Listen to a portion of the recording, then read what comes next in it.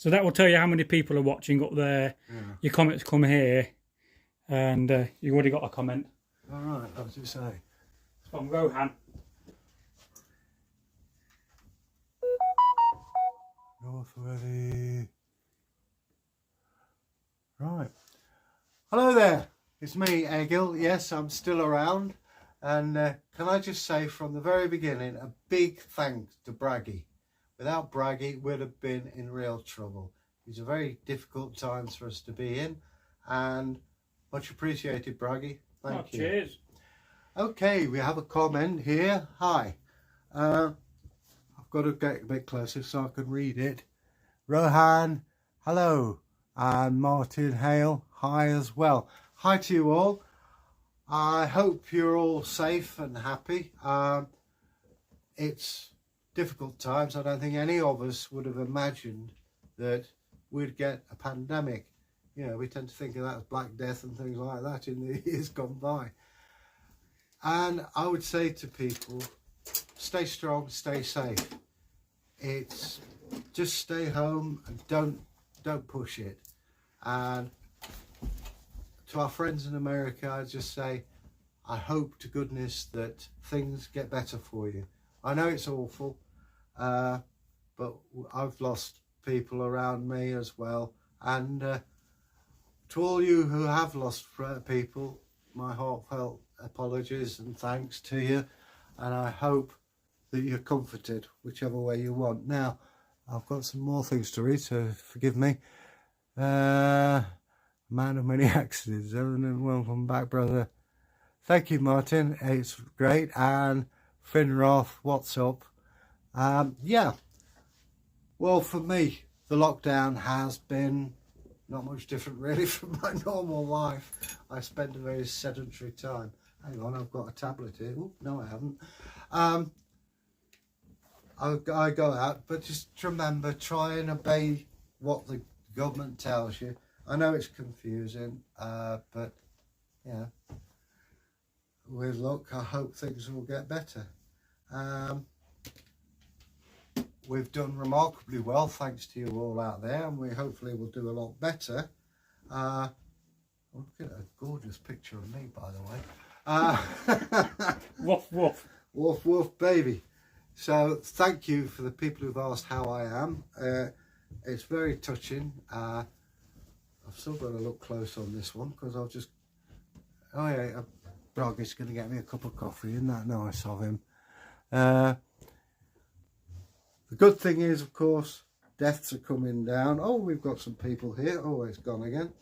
Martin, could I ask you a question about huscarls? Yes, please do. We'll just wait for this. Well, huscarls basically are... Oh, a nice lot of messages.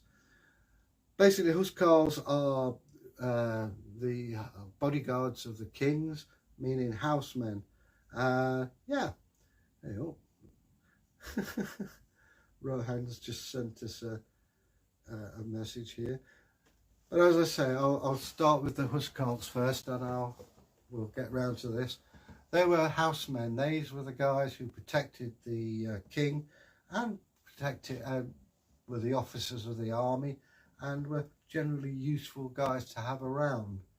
And I keep getting, hang on, would they be minor nobles? They would be minor nobles, but they'd also be quite high up. You had to be of aristocratic rank, really. How do you get aristocratic rank? Be good at fighting and to carry out the will of your king. Loyalty, that's what it's all about for them.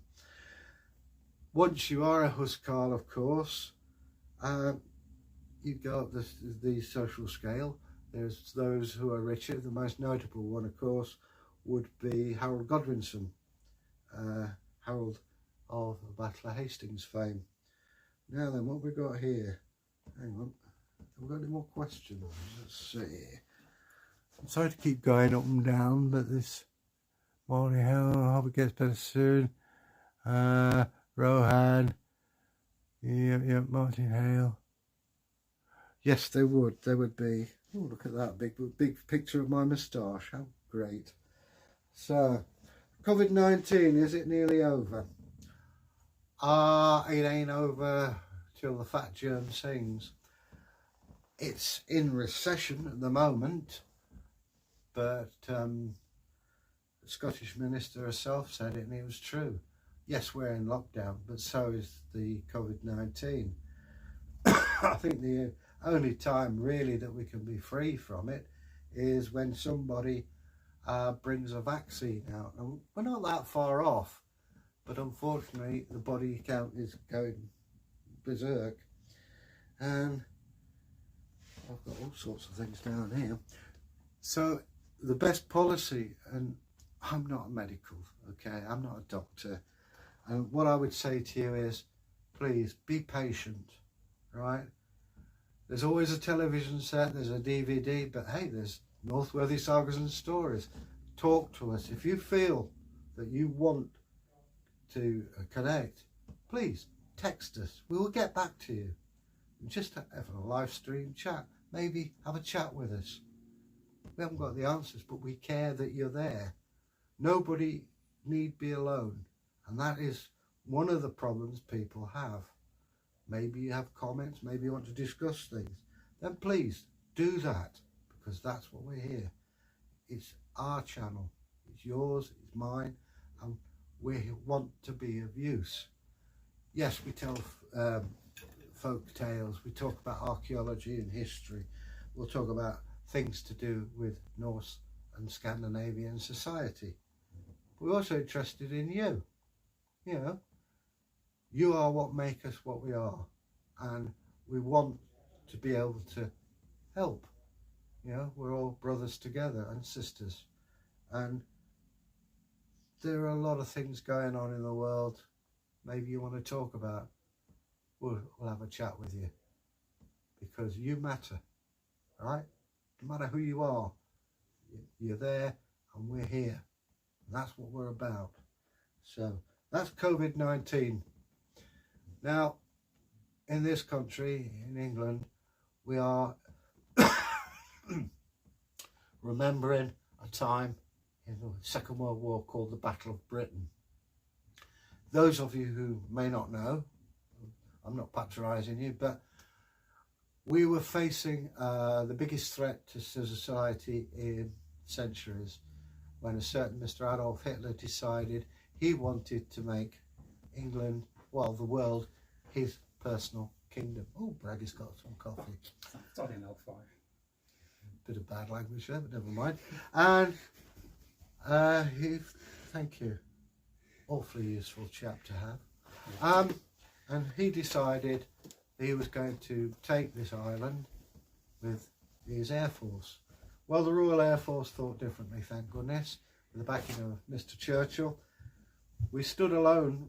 Well, we weren't really alone, because we had the Commonwealth, but at that point we were fighting for our very existence. I remember my mother telling me, because we lived down south, well, I didn't, but she lived down south then, and she saw the actual battle.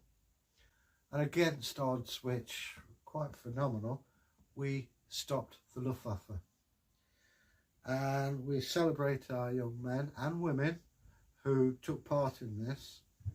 And thank you to, we've got one or two of the old boys left alive, and can I just say, if you're watching, thank you very, very much. We can never repay what you've done, but thank you. And of course, one of those cogs in this mighty machine of ours was the late great Dame Vera Lynn. Vera Lynn to me was especially good. I mean, I'll be honest, I'm not a George Formby fan. I'm not into Gracie Fields. But Vera Lynn went out to the Far East, to the 14th Army, which was known as the Forgotten 14th. They were fighting the Japanese, and it was a very, very brutal war. And she went out there to entertain those boys, and I know she's dead, but thanks, Dame Vera. And a lot of guys, especially those in the Burma Star, those guys who were in prison camps and things like that, will remember her with great affection, and so she should be. So thanks for that. Now, Ragnarok, Doom of the Gods. Indeed. Now, I am going to tell you about Ragnarok, and you may not agree with it. You may vehemently disagree. It's a construct, in my view, and feel free to argue, of the Christian church. Think about it. What is the point of following a religion that has people being killed and finishing? Not much point, really. And if you look at Revelation and at Ragnarok, and this is true, I think, of all the sagas, they've all been got at, because the major person who translated these was Snorri Sturluson. Good lad. Snorri was Archbishop of Iceland. It was a vested interest for him to promote Christianity. It's his job, you know. Now, I know there's a lot of people who will disagree with that. Well, you're free to do that. But it's a way of discrediting the gods by saying, well, they're going to die anyway, so, you know. And some of the sagas, there are variations of them. One that springs to mind is Thor fishing for the Midgard serpent. One area, he lets the chain holding the ox's head as bait is cut by a slave, and the Midgard serpent escapes to kill Thor at Ragnarok. Great. The earlier version has him where he catches the serpent and kills it. Now then, if he's killed the serpent, he can't come back and kill him. So there you go. Now I'm just got to see some red bits up here. Please forgive me, I'm not used to this. All right, yeah. Hello, Bragi. Yeah, well, I assume Bragi's talking to you as well. But anyway, Ragnarok and the whole Saga thing, they are great entertainment, but they have been got at. And the same could be said for Beowulf as well, in that certain elements have been taken out and certain elements have been missed. There's a theory that Beowulf is a representation of a corn god. I don't know whether that's true or not. I've got to do some more research on that. But it's worth looking at. And this is a point, I'm just going to put my coffee down here. And this is a point worth thinking about. Look at the historical sources and make sure that, you know, check it. Because history is always written for a reason and for a certain people. I mean, the times we're talking about, most people couldn't read or write, so who is it for? It's for the aristocracy, it's for monks, people who are literate. So, you know, and what are you trying to promote? Well, Christianity. I'm not going to go into the whys and wherefores of whether one is better than the other. It just is, right? And one superseded the other. It is interesting, excuse me, it is interesting to look at these things and see how tactics are used and brought about. And you've got to take your hat off to the Christians. They did a really good job, you know, nice one. But then again, so did the pagans. There's a film, a Kevin Spacey film, when it says the best thing the devil ever did was to convince people he didn't exist. And it's the same today. That's in a few films, that is. Yeah, but it's true, you know. You go to most people today, they say, oh yeah, paganism doesn't exist. Well, I'm here to tell you it still does, because I'm a member of it. So, right. Me and several other people. So, yeah, Ragnarok. It's a rattling good story, but I don't believe it. You may agree, you may disagree. That's entirely, I mean, Flaubert said, what is history but a fable we've all agreed on? I would say, what is history but a fable we don't agree upon? There's a lot of careers been made and lost because you disagree with what's what. And things change through time. But it's rattling good read, and yeah, have a read. It's nice the way it all slots together, but sorry, I don't buy it. Now, I'm told to read sub-comments. Do you think Islam and Christianity, could they be the same religion? Well, thank you for that, Martin. Do I think Islam and Christianity could be the same religion? That's a hot potato, isn't it? Now, to me, they are different. They have links. Jesus Christ is looked on as a prophet, and you've got things, people like Moses are in there. I'll be honest, I don't know enough about Islam to say. On the surface, I'd say probably not. They each have their merits, and I would say, you know, stick with the religion that you yourself feel right with. I've known some amazing Muslims in my time. They're very sincere in what they believe and have a strong sense of ethics, which I think is a good thing. I've met Christians who are equally strong in what they believe. Will there be coming together? I don't know. I think you need more than rune stones to look at that, but I hope that there is a happy medium.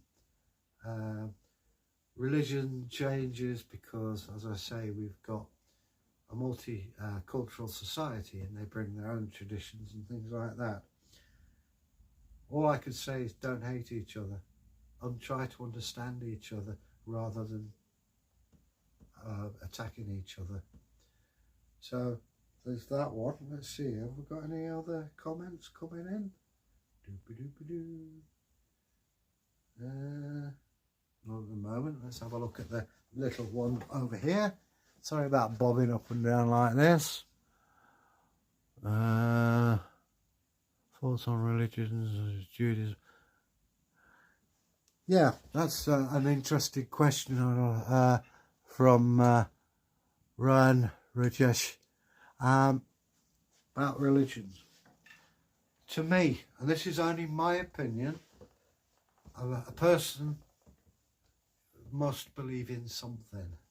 The people I feel sorry for are atheists because they've got nothing to measure their life against. To me, it doesn't matter whether there's a guy on a cross or sitting under a tree or throwing hammers.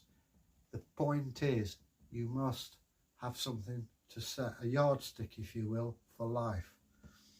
And I've seen people say, well, I believe in me. Well, that's not much, is it?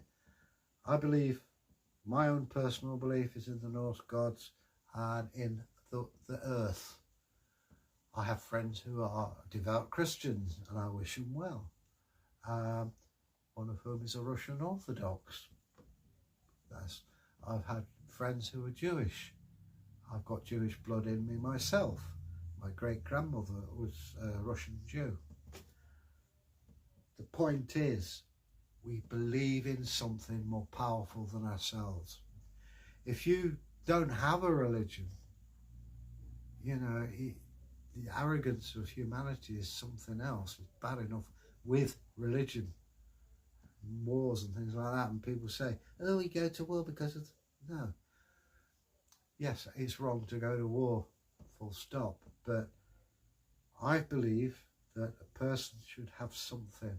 It gives me inner peace.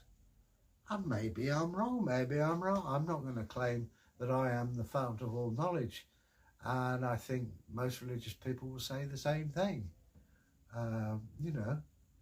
But if you act with honour, if you act to help those who need help themselves, and you don't break the laws of theft, murder and rape and all kinds of horrible things that humans do, leave the world a better place than when you found it. That to me is what it's all about.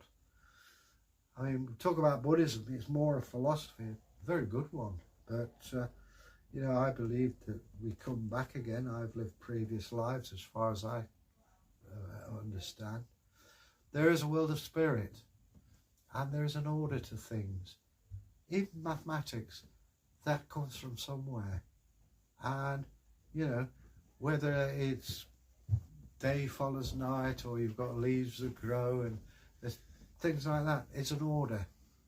And I'm not saying this is a one-eyed guy with a big spear who does it, or that it's a Buddha or Christ or anything. I'm saying it's a power. And Positivity. you must believe in this thing that is stronger than you. It gives you comfort. And I don't care whether you know what religion you have. Just be true to it.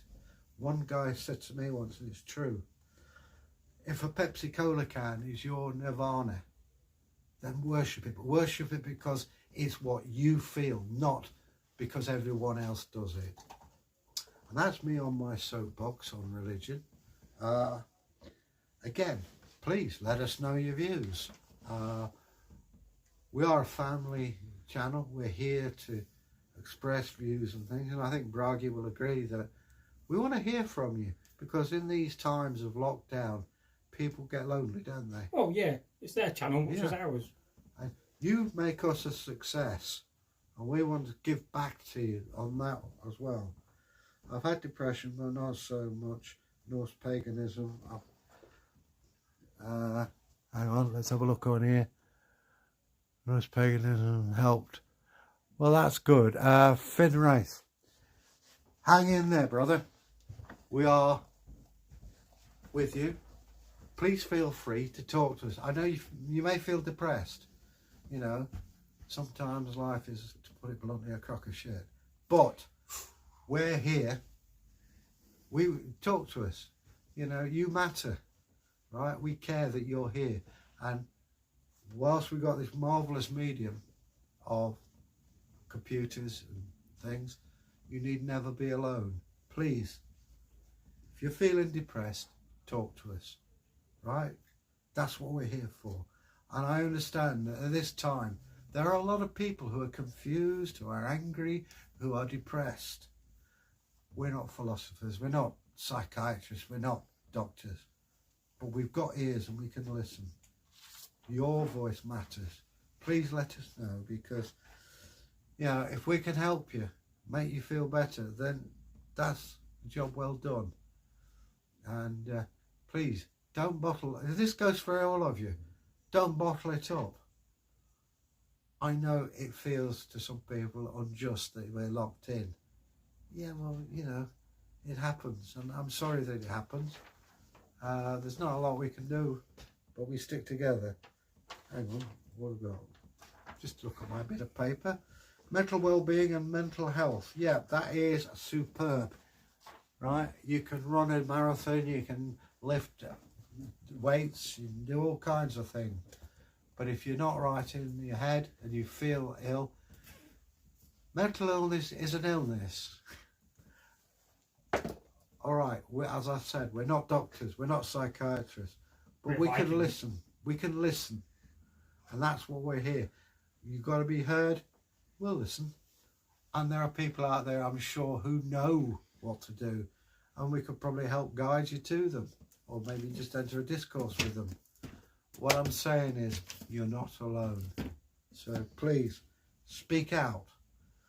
And there are various cases. I mean, domestic violence, there's no excuse for that.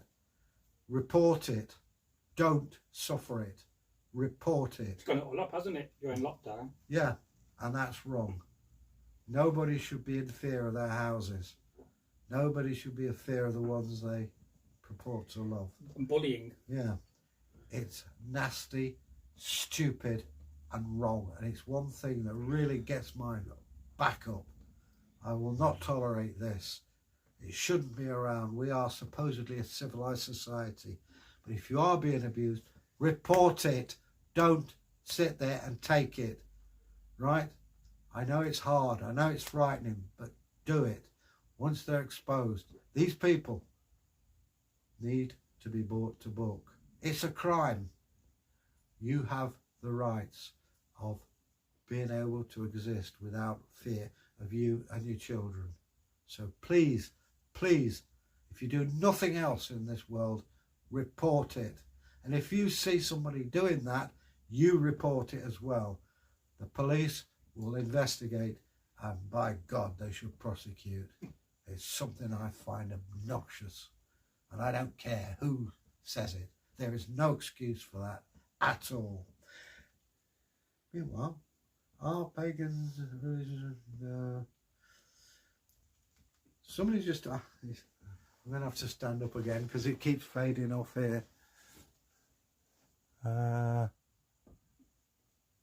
Do you have a Discord server? I haven't the slightest idea. No, we did have. We did have, apparently. Somebody else volunteered at one month for us. Because I don't understand Discord. Well, I'd have a word with Bragi on that one. Have you seen the glittering sword in York? No, the Gillian sword in York. No, I haven't. I used to live in York and I was a student there for 3 years. But I never got to see it. I've seen the Abingdon sword, which was very beautiful. It's silver intaglio. But yeah, we've also got our own sword in Derby, the Derby sword, which came from Repton, which is in bits. But no, I'd like to see that. But when the things get kinder, and I get a trip to York, hopefully soon, because I like collecting my medals and I like, you know me. Is it an Anglo-Saxon blade? Gilling, yeah, the Abingdon sword is definitely. The Gilling sword, do you know anything about it, Bragi? I think it's Viking, well, I'm not sure certain. It would probably be Viking because obviously you're Vic. Sort of transcended both the cultures. Yeah, but you could usually tell by the pommel. If it's like a loaf of bread, it's Danish. If it's like Cardinal's hat. But don't forget blades were used. Oh yeah, I mean, as Bragi says, you know, Uncle Cedric's blade might be good, but they don't like the style of the pommel. Take it down to blacksmith, knocks you a new one out, or puts an old pommel of yours on. So, yeah, but how many axes do you have? I have one. Bragi has more axes than a Hendrix concert. Trust me, Bragi's equipment, it looks like a Viking Army's store here. I mean, I don't know if you could see all these in the background. Most of this is belonging to Bragi. We've also got wonderful. This is what I covet most of all. A nice Anglo-Saxon Coppergate helmet. This is down so accurate, even down to the rivets. But I have one sword. I have a big knife which is being repaired. Yes, I've got to get on with that. Well, it's the scabbard that's being repaired. My axe. Oh, and I've got my little knife, my eating knife. It's really good. It only cost me a £5. Mind you, God was a child. Bargain. God was a child when I bought it. But yeah, you know, it's something that, I mean, I've been doing this for what? 35 years. 35 years. I haven't got. It's largely due to expense, of course, but. You know, I retire in November. Yeah, November the 7th. And I'll have more loose money to spend. So who knows? And if the channel gets more profitable... One day we can dream. Yeah. But, you know, dreams are there to be fulfilled. I'm just going to have some coffee here. But as I say... That's your sword there, over there, that one. No, mine's actually... No, that's what I bought you on eBay. Oh, this one? Yeah. Oh, I've got two swords then. This is nice, I like this. Look at that. That beauty. I know what. How about we run a competition to see who can name the sword? Well, Kenning. Well, you know, I mean, we could call it... This is a challenge to you guys out there. Don't forget the girls. Put the name... This is a beautiful sword. Northern Basher. And maybe, just maybe, we can then have a name for her or him. There you are, that's the old sword. So name it for us and we'll take it from there, won't we, bro? Oh yeah, don't have a name, that one. Yeah. Desmond. We're just playing about Kennings, what Kenning is. Ah, Kennings. No, yeah, I like that. Now, Kennings. The Vikings, well, it comes in the Viking things. It's A kenning is where you compare something. It's like they talk about the sea as Njord's bath, Njord being god of the sea. The longship could be a sea serpent. It's descriptive without, I don't know if that's an alliteration. I didn't do much English, so please forgive me if I make a mess of it. But the kennings are used quite a lot, and it's, I can imagine, it's something to entertain somebody. Well, guess the kenning, what does it mean?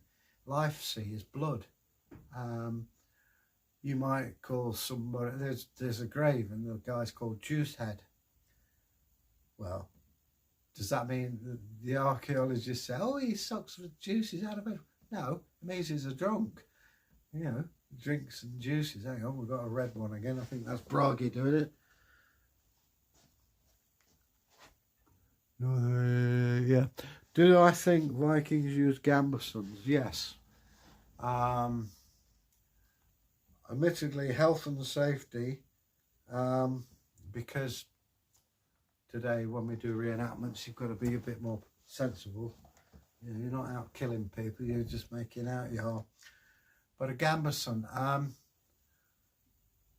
there's, in Gwyn Jones's book, dated admittedly, there is a requisite list of what Danes needed to go fighting, with 60 arrows, a bow, and a deer leather jacket with iron rings on. Now, it's all right having armour like that, but if you hit it, the rings and things are going to be a bit sore. So you want some padding underneath. And also, for those of you who've never worn mail, it gets very cold. So you want a bit of warmth as well.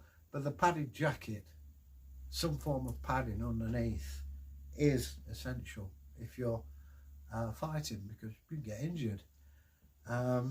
So yeah. Rob Napier, I am one of Rob, my mate. He's a special friend of mine. He lives in Leicester. Want to talk to him because he lives alone, and he's a special mate of mine. He can't come out at the moment because living in Leicester, it's in lockdown. Hope you're all right, Rob. You stay groovy, man. Stay positive. Don't let it get you down. There's a whole network out here who are going to listen to what you got to say. And people, Rob's got a lot to say, yeah? And he's a clever guy. I've known him 35 years or more, if not more. And yeah. So if you want to talk to him, please, you know, have a chat with him. He's a good lad. I owe him a lot. Also got me a nice guitar as well, by the way. That's something. But if you feel depressed, take a hobby up. I mean, I used to be in the bands years ago. Knitting. And now Rob bought me a guitar and amp, and I've been learning to play. Now, it was 40 years since I played a guitar, and my head knows what to do, but my fingers just won't do it. But it's just for a bit of fun, and it takes the time up. But anyway, I keep getting things flashing up here, and then they disappear before I can read it. Oh, meanwhile, back at the little camera, what does it say? Rob Napier. I'm not rather. Yeah. Again, Rob's talking about gambesons. Yeah, you know, they're useful things to have. Anything that protects you. You know, helmets, yes, they got nice and flash, but at the same time, you know, still, it does protect the old head. Now then, let's have a look. Every time I look at these things that light up, they disappear. Yeah, Eric. There is documentation of warriors wearing many layers of clothing and padding on it. Yeah, that's it. It's a form of padding. The modern ones we have are sort of double thickness, and they've got cells which you push lamb's wool into, or sheep fleece. Whether that was original or not, I would imagine it's possibly so. But if you've got padding of any description, I think later on Gambersons came in, it's a useful thing to have.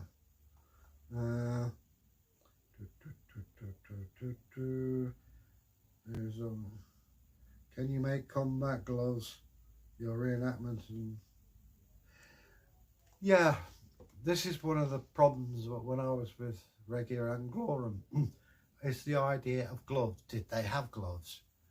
Well, I think whether they did or they didn't, you need them and to pad them because knuckles get wrapped. And the best ones I found were sheepskin gloves, which they lasted me 20 odd years before they fell apart. I've not found any since to wear. But what we use in you have used is welding gloves. You put mail on it with a bit of padding underneath. Anything to protect your hands, especially if you're fighting, you know, using shield. The shield usually covers your left hand side. It's your right hand, unless you're right-handed, left-handed, sorry, and then you swap it around. So, you know, safety comes first in anything. I would rather someone look a bit inauthentic and safe than looking authentic and bleeding from several wounds and things. So I would say, you know, go for it. Now, hang on, have I got? Nope, we're not come up yet. Let's just have a look down here.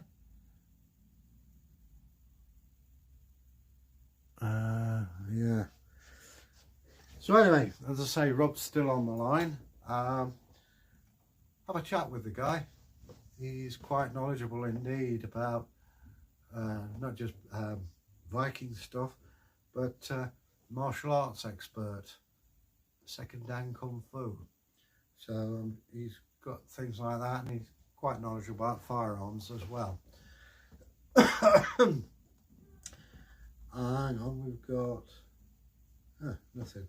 So, as I say, you know, safety comes first in everything. I don't care, and I think Bragi may agree, may not, that it's better to look a little bit inauthentic and safe than perfectly safe and well, yeah, I'd probably agree with you. I mean, the various things, some things are difficult. I mean, shields are a thing, you know, they didn't have plywood, but, you know, and the rawhide is a dog chew, soaked and stretched and nailed. But those are the nearest we can get. You can make an authentic Saxon shield, which I'm sure we've covered, haven't we, with the glue? Not fundamentally, no. But we will do in the future. But it's an expensive job, and shields don't last that long, trust me. I remember I had this beautiful shield, I bought it, first time out, it cracked right down to the bottom. But I'd rather the shield crack than my ribs. Or your head. Or my head, although it probably would have broken the blade. You should always try to wear a helmet if you can. Head protection of all sorts is good. But you know what? I never realised how cute I look. Well, not broken the camera yet. No, that's true. Not bad. I might put my kit on a minute and join you. Yeah, not bad for a 65-year-old. I have to keep getting up to look at this. Yeah,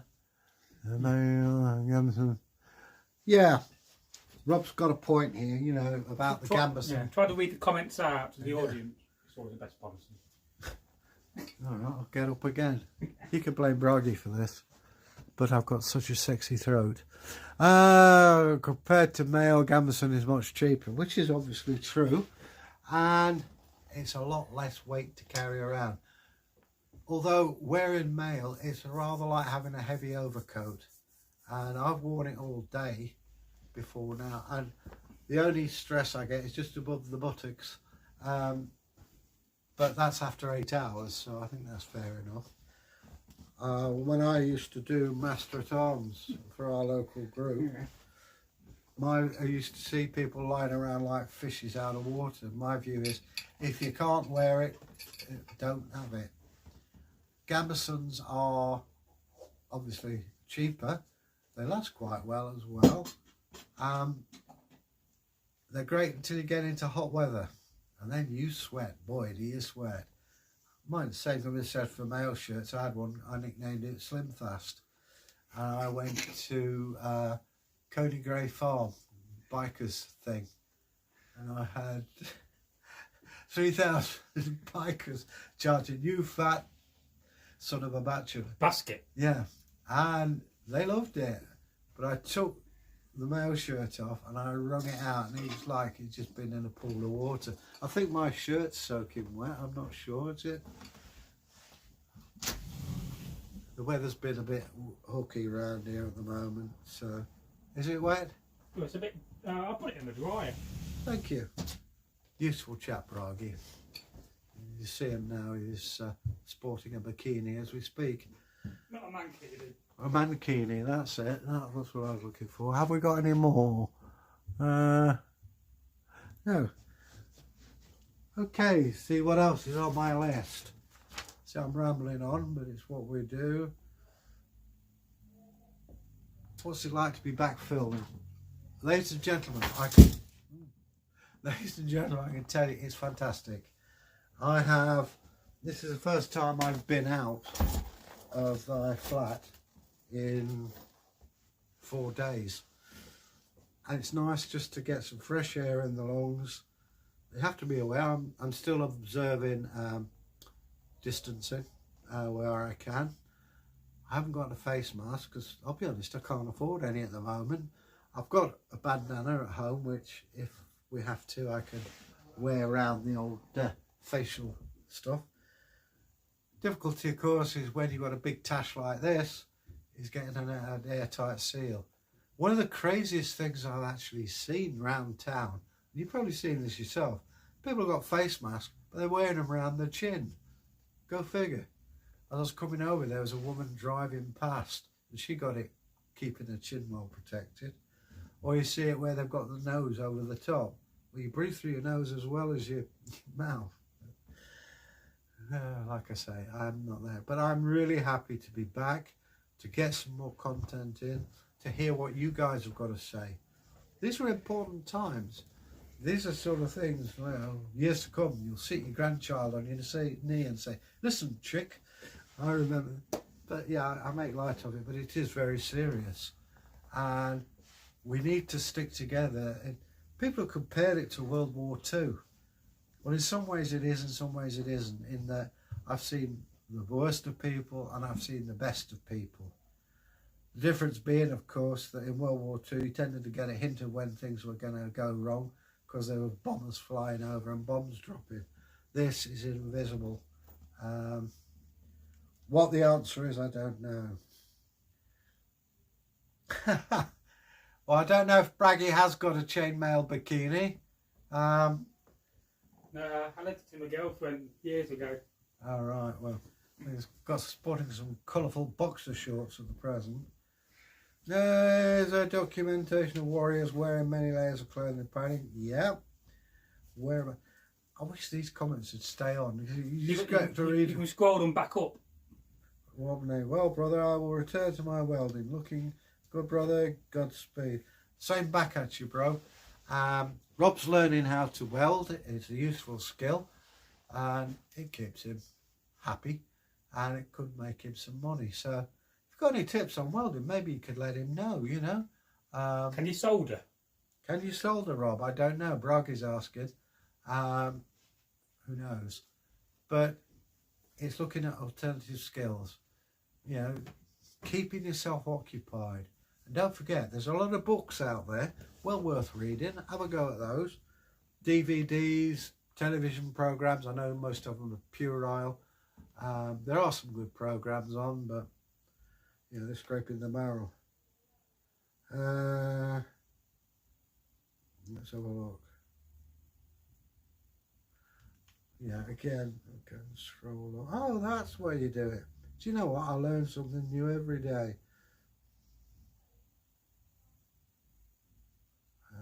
Here we go. Oh, yes. Animaniacs. Anyway, Finn, I've just got your comment again. You may be depressed. but let people know. Don't suffer in silence. There's no medals for that kind of thing. If you're depressed, say so. Come and tell us, or tell your mates, because this is the wonder of this computer age. I know I sound about 900, but it is. It's a fantastic medium. I text 15 people a day just to let them know that you exist and that I'm thinking of you. And it's this as well. Bragi does this. Yes, it makes us viewing figures, but it also shows we give a damn what happens to you. Yeah? So let people know. Okay.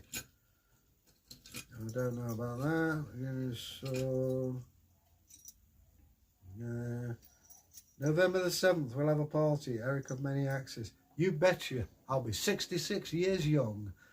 And tell Eric I'll put him up for the weekend. Yeah. And Bragi says he'll put you up for the weekend. But it's going to be fun. I'll break out the 43-year-old me. 43-year-old me? Yeah. Younger than me. Just some of it. Hang on, I've got actions remove come up. Yeah, that's Bragi. He's just slipped into something a bit more Norse. Didn't know I could rattle on like this, did you? Well, you are professional. That's what I do, baby. Woof, woof.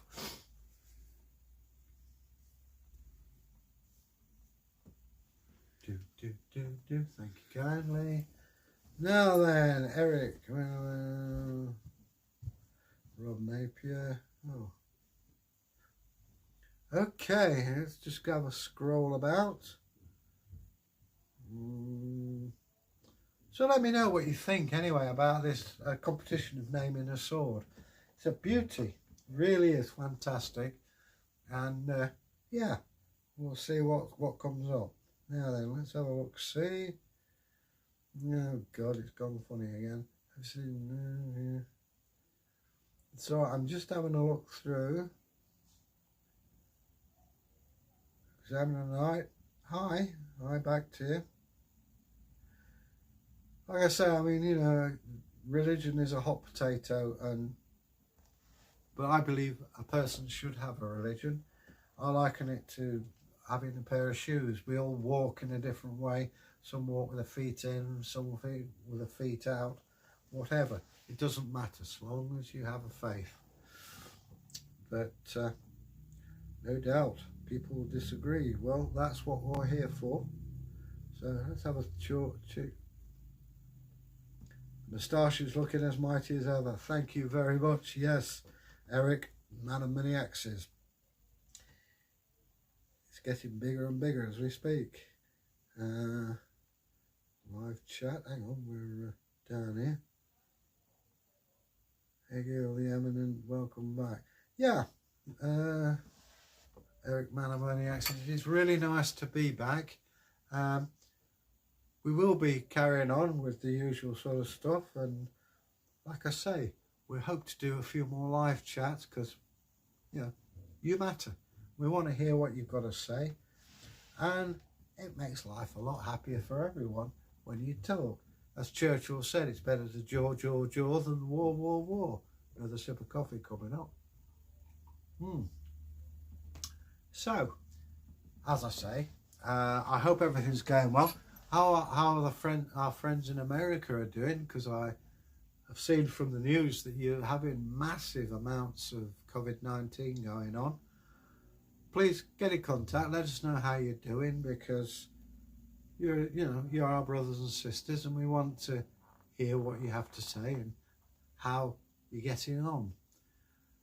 And I mean, America, I'd love to go there one day, and see how things are. But we do care about you. We're worried about you. Hey, oh, hang on. What was that? Is it alcoholic, he says? Hang on a minute. It tastes nice, whatever it is. Blackcurrant. Yeah, it's cider. It's cider. Oh, cider, Tony.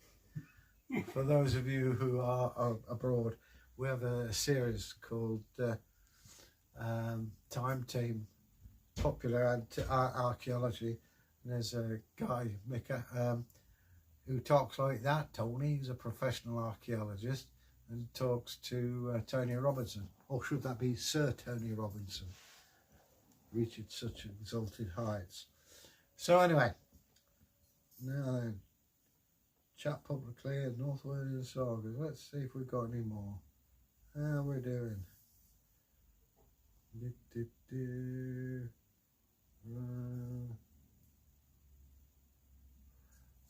Yeah, Finroth is an interesting question here about, I've heard it suggested by experts a lot of the Poetic Edda is from before Christianization. Yeah, a lot of them are, but the trouble is it's got at. Because if you think about it, you want to convert people to your religion, just fighting them or anything, it just goes underground. But if you can convince them, and subtly by entertainment, that this is a better option, they'll do it. There are various, I mean, you have to go back to look at the pre-Christian ones. Like I said earlier about the Thor and the World Serpent, Bragi's looking particularly Njalish. He's dropped a hat on the floor. Oh, he's dropped several hats on the floor. I want. I'm going to leave it there because that's the second time it's fallen down and it's come close to my toes. Right? Perhaps it's God complaining about me on the sagas. But there are various sagas, and also it's a bit like Chinese whispers. You know, you start off saying one thing and they're related. Everybody has their own way of telling sagas. You've seen from, Taikir tells a saga one way, I tell it another. It's whatever you prefer. Hang on. Hello to Take Care. Hello, Take Care. Are you alright, matey? I don't think you've been watching. No, I don't think you will either. Certainly not me. He'll be working. No, no. Well, the council, are the council open? Parks? Yeah, he's been working at the parks. All right. Well, keep mowing that lawn. But I don't think he mows the lawn. You never know. So anyway, this is remarkably good cider, by the way. So yeah, anyway, Taiki, if you see this, hi. I call him Take Care. Oh well. I've heard him called different. So anyway, I've lost my thread now. What was I talking about? Can you tell me, Bragi? No. Just tell you some random thread. Oh yeah, the Poetic Eddas. Yeah, they were a verbal transition. This is part of the pagan thing, is things are passed on verbally rather than orally rather than written down, because prior to Christians you had runes and not everybody could read them, although they were used in trade. So the new guy comes along, you just drop something on the floor there. Throw an ingot on my toe. Ow. You'd be surprised at what's going on here, mate. There's a whole party going on. Trust me. There's Bragi playing a saxophone and a load of pensioners jiving like crazy. And if you believe that, well, bless you. But he's actually strutting around looking for something. What? I don't know. A better hat. A better hat. Okay, well, if you want to get ahead, get a hat. Anyway, back to the sagas. I'm rambling like crazy. Yeah, so, you know, as things are conducted orally, things change. People put emphasis on things. Snorri wrote them down, but he's also got his agenda, which, you know, fair enough. Whether it's right or wrong is entirely up to the individual.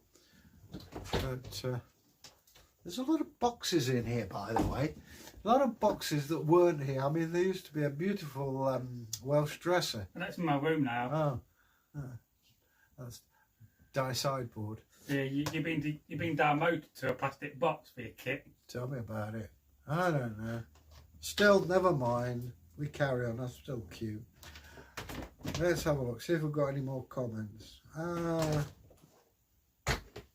Like I am Finnish, which is Norse paganism over Finnish.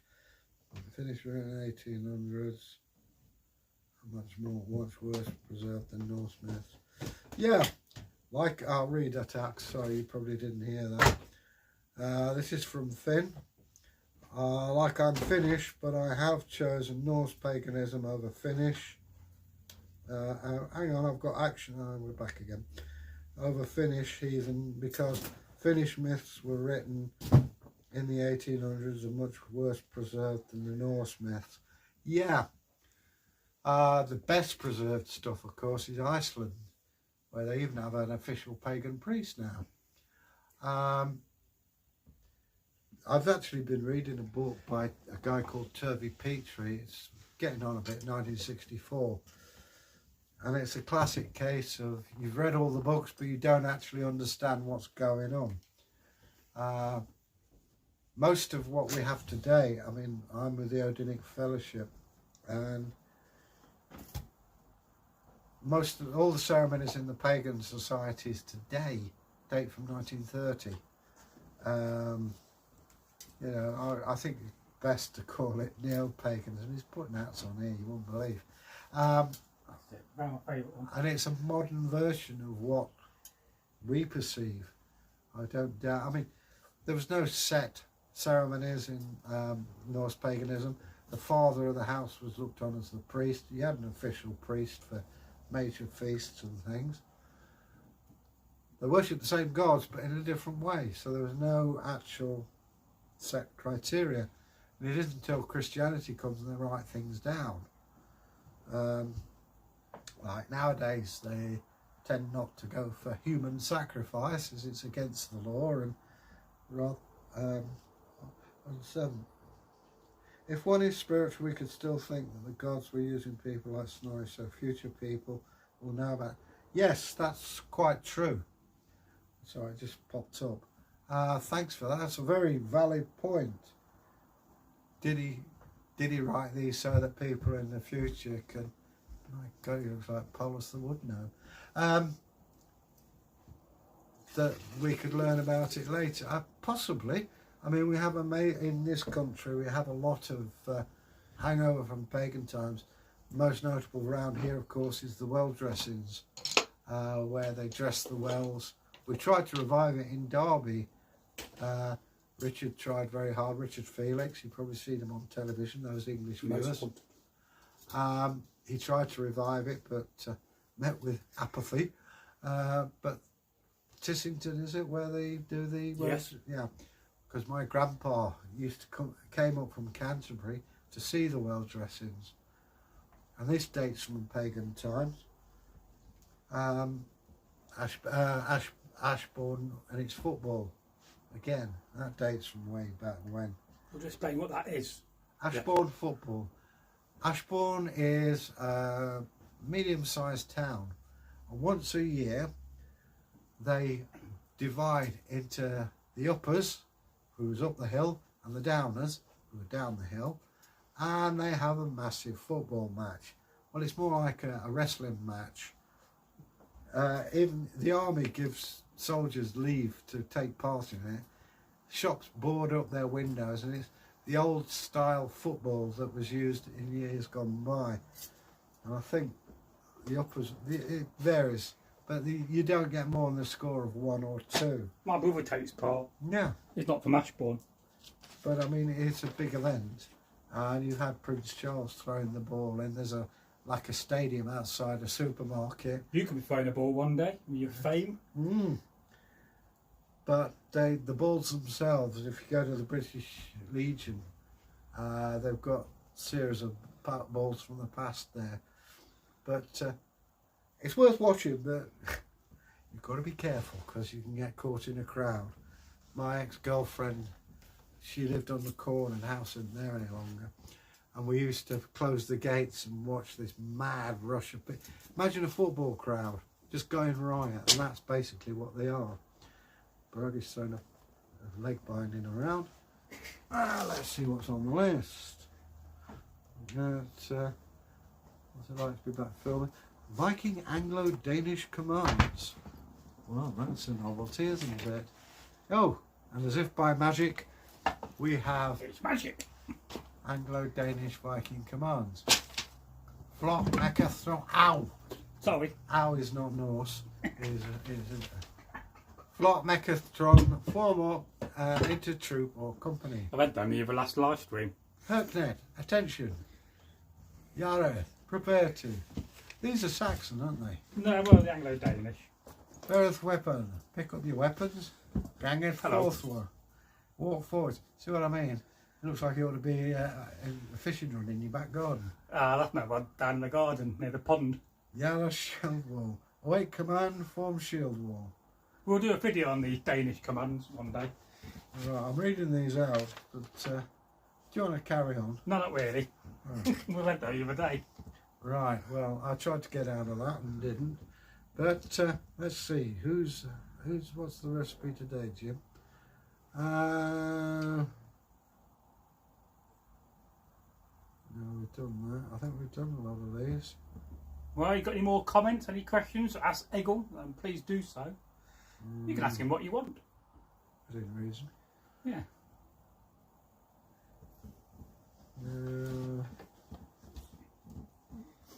Can you make combat gloves your reenactment? That's from Martin Hale. I think you can have that one. Well, we have made combat gloves before. I recommend getting a decent pair of brown rolling gloves, spend about £10–20, and then you just got to find a good pattern for the leather on top or chainmail. I prefer leather myself. I can provide you the pattern for that. Draw your picture Sheepskin to pad it. Yeah, a little bit of sheepskin, but not too thick, like the mistake I made in my first set. But it does make you think, did they actually wear, would they wear gloves during combat? Or is that more of a modern reenactorism? Well, to be honest with you, think of if you were in that battle, what would you do? Well, I'd like to wear gloves myself. Or some form of band. Because I remember there was a big thing in Regia, they didn't have gloves, they had mittens. Because the Saga says Thor hiding in a giant's glove. Well, yes. And then it was 12th century. Well, yeah, there you go. But, you know, did they have gloves in the Iron Age? Probably they did. So therefore, why did we get out of fashion out of gloves? I don't think we did.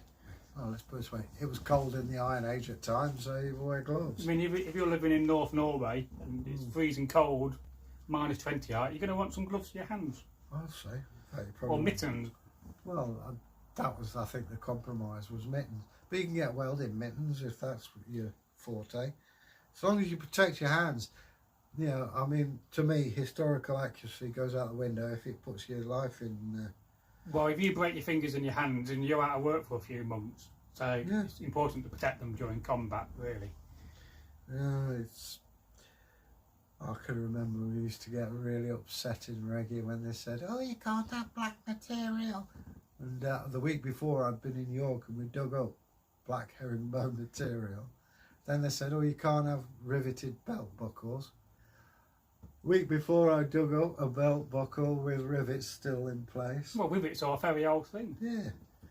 How do you know it's not very, very, very, very dark blue? Oh, it was black all right, mate. Well, you've got black sheep for a start. Yeah. And Benedictine months, I think it is, wear black. So, you know. Yeah, I'd be interested actually. You know, you're talking about Finnish religion, Finnish Norse paganism. Where are we? We'll have to look into that a little bit, won't we? Ah, Finn Rafe. Perhaps you could inform us, are there any differences? I assume there would be, but what they are. I mean, to me, the Finns are more into shamanism. Well, yes, to a degree. Yeah. That's probably more Slavic culture as well. Well, I mean, shamanism's still around, isn't it, around Lapland and places like that. Don't know if you've ever seen the series Mystic Britain. Yes, I do watch it now and again. Yeah. I mean, I find it very flippant, but there are, when you got the deer head with the antlers, and then they found a picture of a shaman from Finland. Shamanism's a worldwide thing. Yeah. It's just that in Eastern, you know, in Europe, we've lost a lot of that evidence, you know, because of Christianity and how they, you know. Well, I say you're more able to speak on that than me because you're into shamanism. Well, I am, yes. Hang on, it's gone dark. Yeah, we're light again. You have seen the light. Hang on. So I keep going up and down. You're not used to a tablet, are you, Egil? No. Do you guys? Finroth. Do you guys own Any modern weapons? Well, I have relics from the Battle of the Somme. I've got a 303 that was dug up, and a 98 German First World War. It's just the metal bits. They are quite safe. They've been in the ground 100 years, so if they're going to go off, they'd have gone off by now. My other hobby, as Bragi may have mentioned, I collect medals and military, medals more than anything. And ironically, I got the medal yearbook actually just as I come out. Oh, did you? Oh. Yeah, I collect them. I've had to sell some, regretfully, because, well, I've pawned them because... That was a long time ago, wasn't it? Oh no, it's just, hopefully Glenn's still got them because I want to buy them back. But it's the story behind it. I'm a history nut. But yeah, I personally no functioning modern weapons, let's put it that way. Because I live in the middle of a city and... I've got a shotgun licence, so I got muskets. Well, you're a reenactor as well, aren't you? Well, I am going back to that hobby this year, next year, probably more next year, because it's a bit out the window this year. I want to go and shoot some more Confederates, to be fair. Have you ever thought you'd like to go clay pigeon shooting? No. No? No, not really. My mate did that. He took his, he's got one of the few pump action shotguns in the UK. He just takes the mickey when he goes clay pigeon shooting. It'll be pull, pull, pull, pull, and he's going bang with a pump action. And all the rest are on standard 2, barrel shotguns and get 2 shots. He gets 15 or something. Well, I've been clay pigeon shooting with Rob in Kibworth, and I enjoyed it. Did you hit the target? Yeah, of course I did. I was training in TA. I used to fire an SLR, self-loading rifle. Would you explain what the TA is to anybody? Territorial Army. The nearest equivalent in America would be the National Guard, I guess. Yes, it would be. It's yes. a reserve army. And I shot holes in a lot of paper in Colchester, and swept a lot of barracks and washed a lot of pots. But I was trained on use of firearms, and great fun it was. Hard work, but I bet you remember your number still. 245371155, Private Carter, 3WFR. Soldiers always do. Yeah. Well, they teach it you in a very unique way. Ah, I'll explain it then.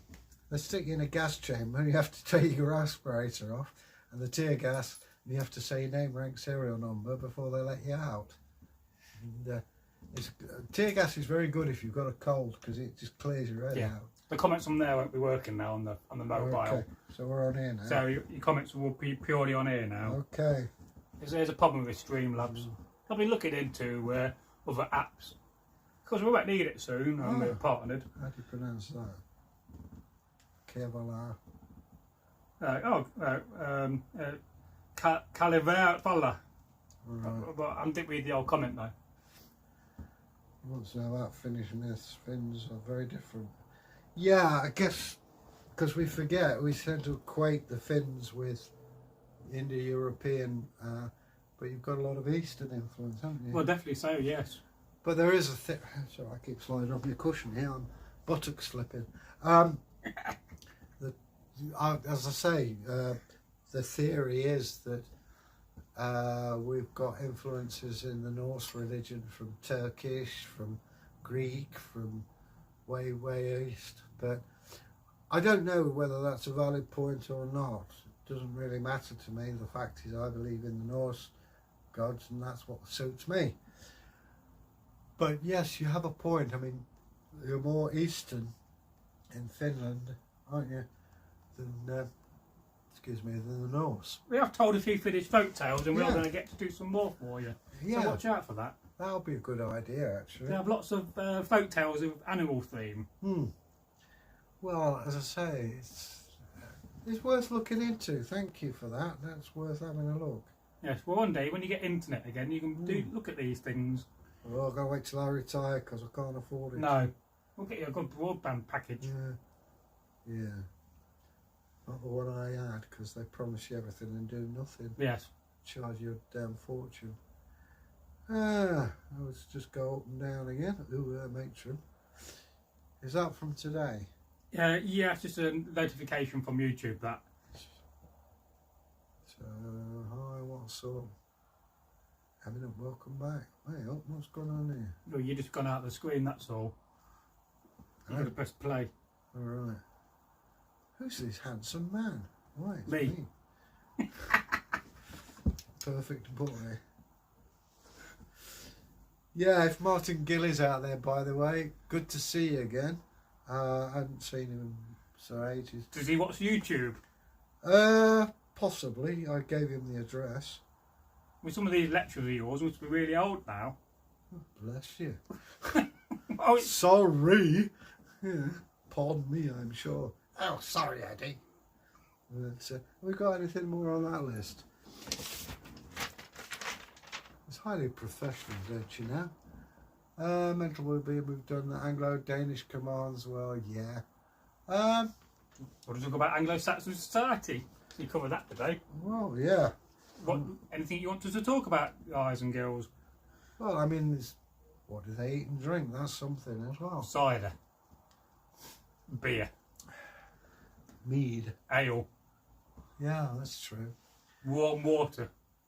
You've got to boil it up. Well, exactly, yes. Well, mostly water wasn't unsafe, but if you're looking, you live by a spring, and you're laughing, aren't you? Boing. So if you click on maybe on that, that'll go live Right. and take you to that point where we're live on camera. There's all to play for, you know. Yeah, we're not bad quality compared to the last camera. Yeah. Well, I look devastating as usual. The reminders are you'll get your comments there, which is a little bit easier to read. Okay. One day we'll have a TV screen in there, and you can just see it on a big TV screen. We'll have a go for relating them to us. Yeah, what, Gordon? Speaking of gophers, yeah. Tom, hope you're alright, mate. Let us know how you're doing. He'll be busy writing. Where's he writing? Yeah, so he's writing some books at the moment. On what? Fantasy sci-fi novels. Right. And I saw him on Facebook. He was thinking about the other day starting a YouTube channel covering his writing, so I'll have to show him a bit of love and support there.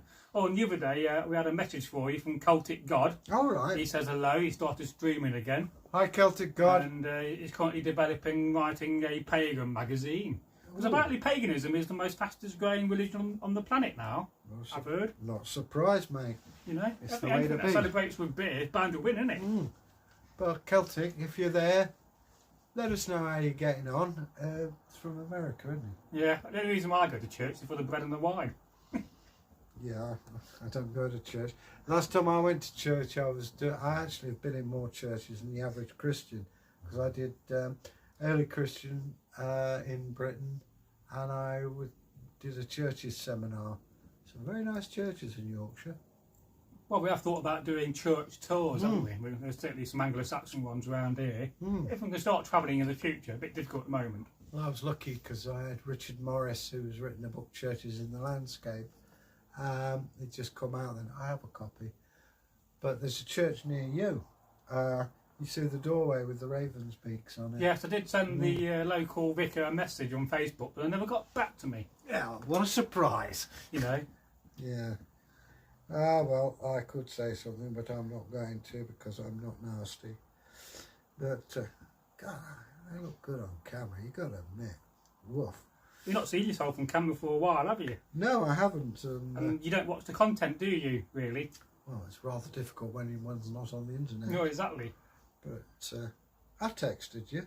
Hang on. Yeah, look. 11 people watching. Yeah, one of them is... No, it's 11 likes, that is. No, right. Yeah, we've got currently 7 people watching. Oh, got no... Oh, no. Yeah, that's it. Oh, well, as I say, let us know how you're getting on. Okay, you may not be online at the moment, but just leave us a comment because we're anxious to hear how you're getting on. It's difficult times. It's getting better, what is in this country, and we'll be glad to hear from you. And that's for the Pagan magazine. That would be very interesting to see the content. Yes, he's trying to do some fundraising for it, but you know, yeah, really good of him. What's the magazine called? Do we know? No idea. All It's right. not the name of the magazine, by the way. All right. Well, Celtic, if you're there or somebody knows how to get hold of Yeah, Celtic, he'd be working at the moment. But let us know because we'd will be interested. I mean, we'll plug the magazine, I'm sure. Oh yeah, he's doing regular live streams at 5 o'clock New York time. All right, so that'll be about 10 o'clock tonight, won't it? Yeah, I think so.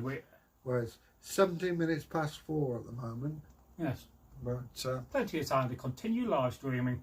oh yeah, never had so much been said about so little, eh? But indeed. But have we got any more? Let's have a look. They won't go any further. Yeah, well, that's the limit of the. So Right. leave some more comments. Yeah, please. So, you're looking very yarlish. Well, I thought I'd put this on the Eastern kit. Does that include the slippers? No. Well, I can't be bothered to put my shoes on. You're not going to see them. Well, now they know.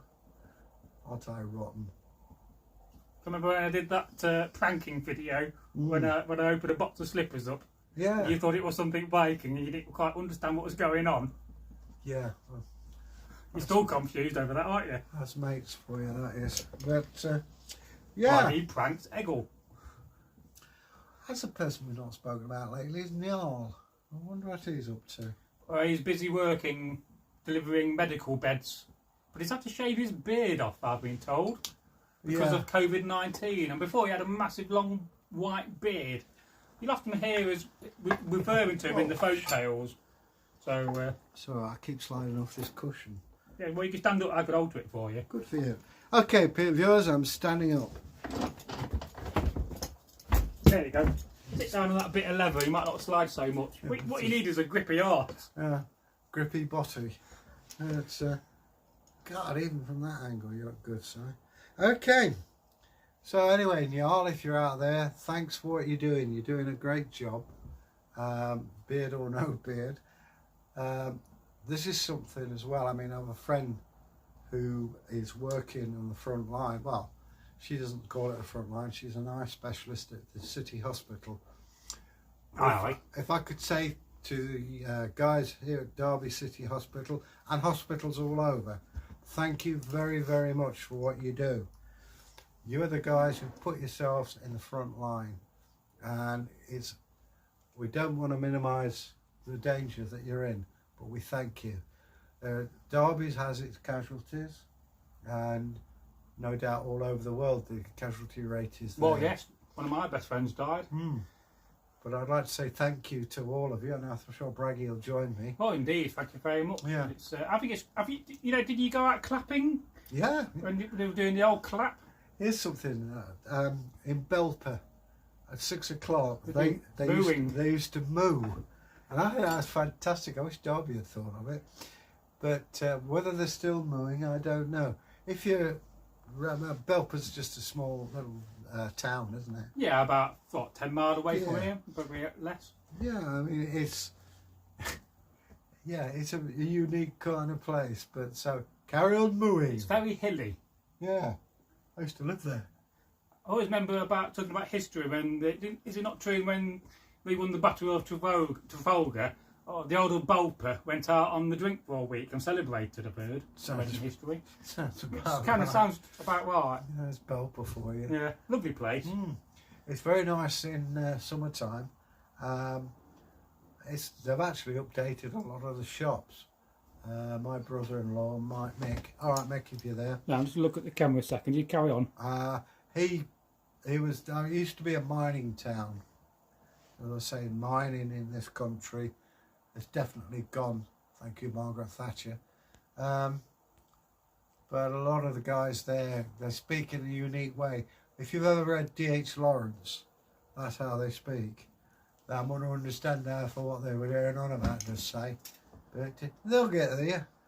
But, yeah. So it's a big hi to Belper. Keep on mooing. I think it also went across the world, that.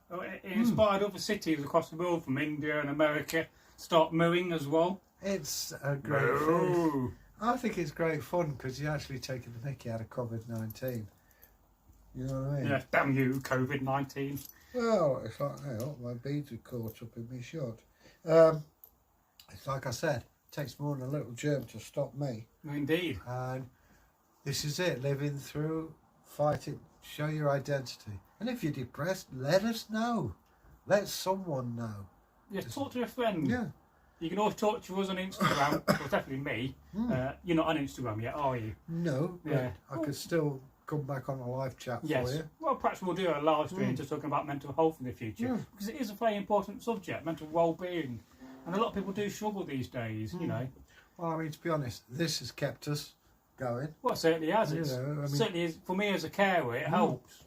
Well, I mean, I cared for my mother with Alzheimer's, and trust you and me, it's hard work. Yes. My brother-in-law's got health issues. He's terminal with cancer, and my sister's feeling the Hello. strain. Hi. So, woof woof. She'll know what that means. Indeed. But It's one of these sayings. yeah. So, as I say, thank you to all the nurses and doctors, and yeah, things will get better, as it says in the Norse. And this too shall pass. And it will. I was trying to date a lass who's becoming a nurse, but never mind. Never. Pre-dating is a nightmare. I wouldn't know. We're going to sign you up to Tinder one day. I don't know, I like a nice pagan woman. If you're out there and you fancy me, well, I would doubt it, but there you go. But, learn more.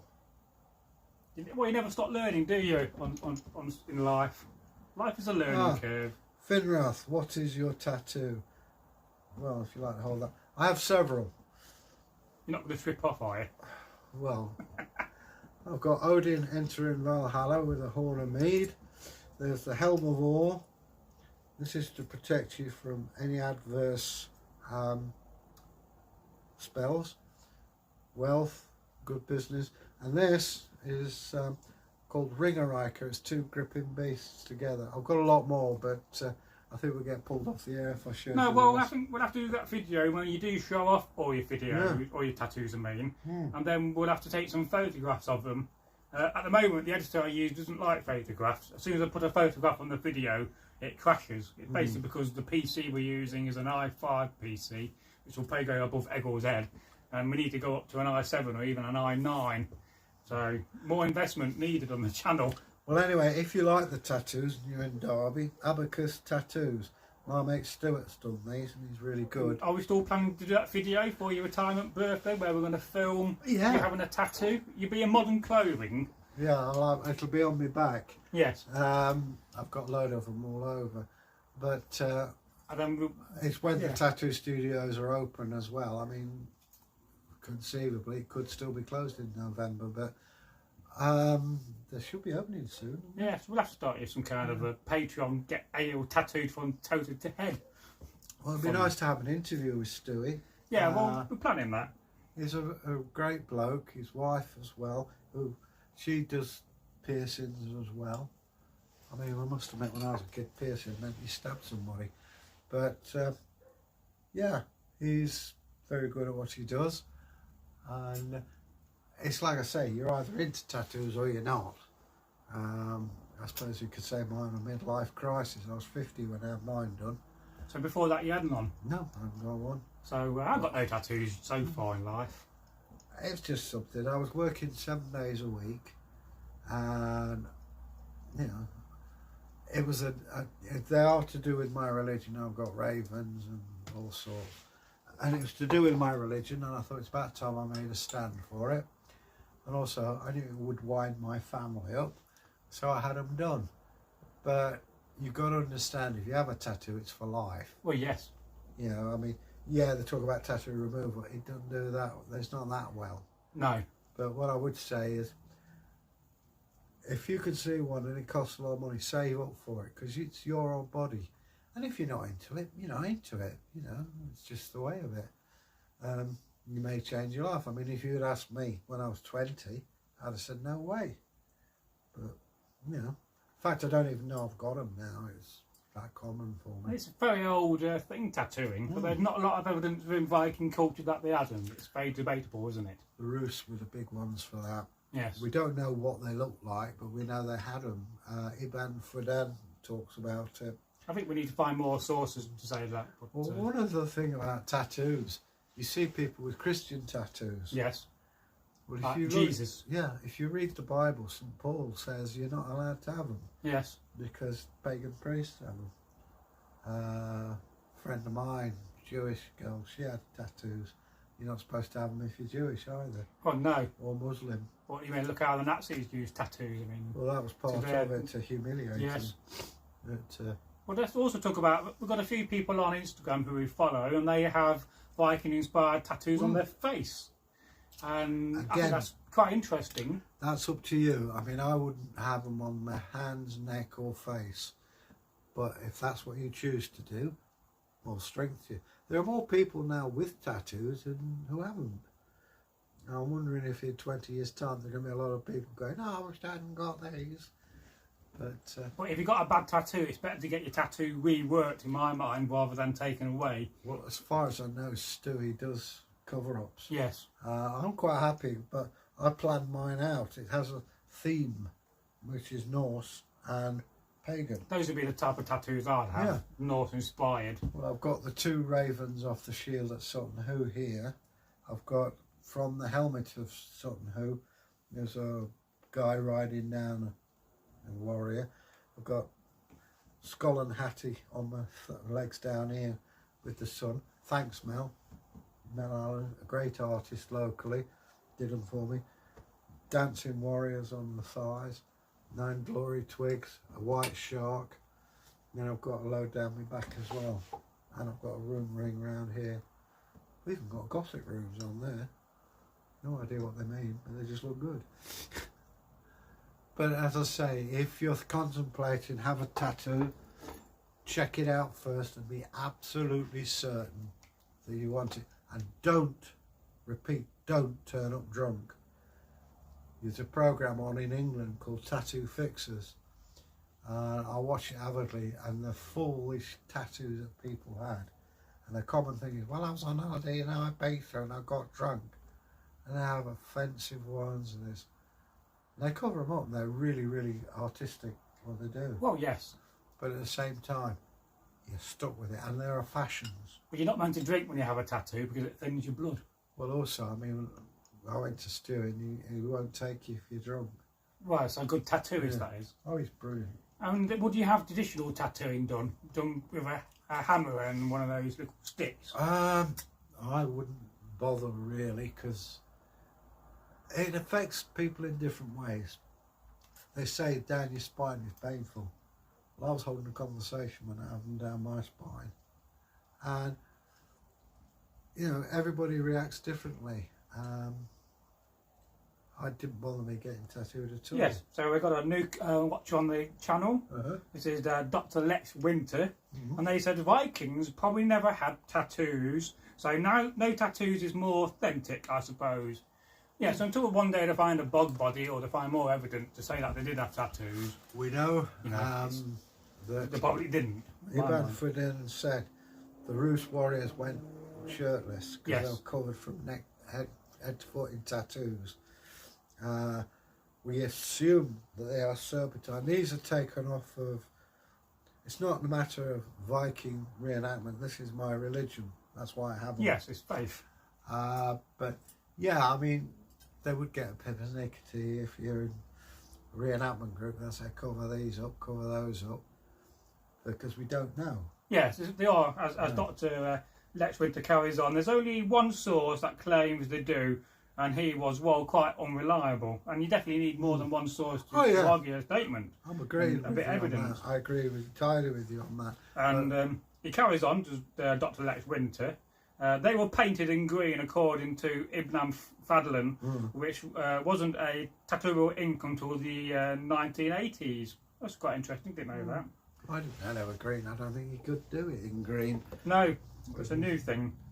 And then he carries on. So it's possibly they were painted in some kind of ceremony, which I have to submit was the case with the snot bowl of Ibn Fadlan too. And it left another comment. And although Ibn Fadlan did tend to present the worst, he was writing for devout Muslims to convince them non-Muslims were degenerates. But but it's also lost to time, and it's immensual. Well, I mean, Islam frowns on tattoos, so you know, Immensual. Yeah, immensual. Yeah, no.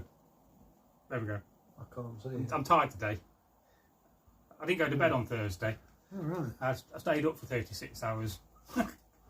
Trying to get back into a sleeping routine. It kind of worked and kind of didn't work. I tell you what, it's quite difficult staying awake for so long. I mean, soldiers are natural to do it, aren't they? But 72 hours is the longest I've stayed awake. yes. And that was with firearms. I had one guy, a negligent discharge, and I had half an hour. I remember I could either have something to eat or fall asleep, and I fell asleep with a sandwich in my mouth. It also makes you think how many people have got tattoos in, Chinese writing when they don't actually mean what they want to think they mean. There was a case of this woman who was getting lippy with a Chinese tattooist, and it wasn't what she thought he tattooed on her. And he said, "I think he tattooed I am a fool," and something like that. But a great television series, Big Bang Theory. Penny has got a tattoo on that says soup. Yes, so Dr. Lex Winter was talking about, the snot bowl when they used to go around and share the bowl. He says, my view on the snot bowl stems from the fact that in several versions of our creation myths, Odin breathed life into the Norse of ash and embla. So offering the breath from one's nose may have had a realistic application. 2 points. One is, if you go to Africa, they spit in a bowl to get the yeast Yes. to make beer. Yes. And secondly, if you read the Bible, they say God spat the rivers and the seas.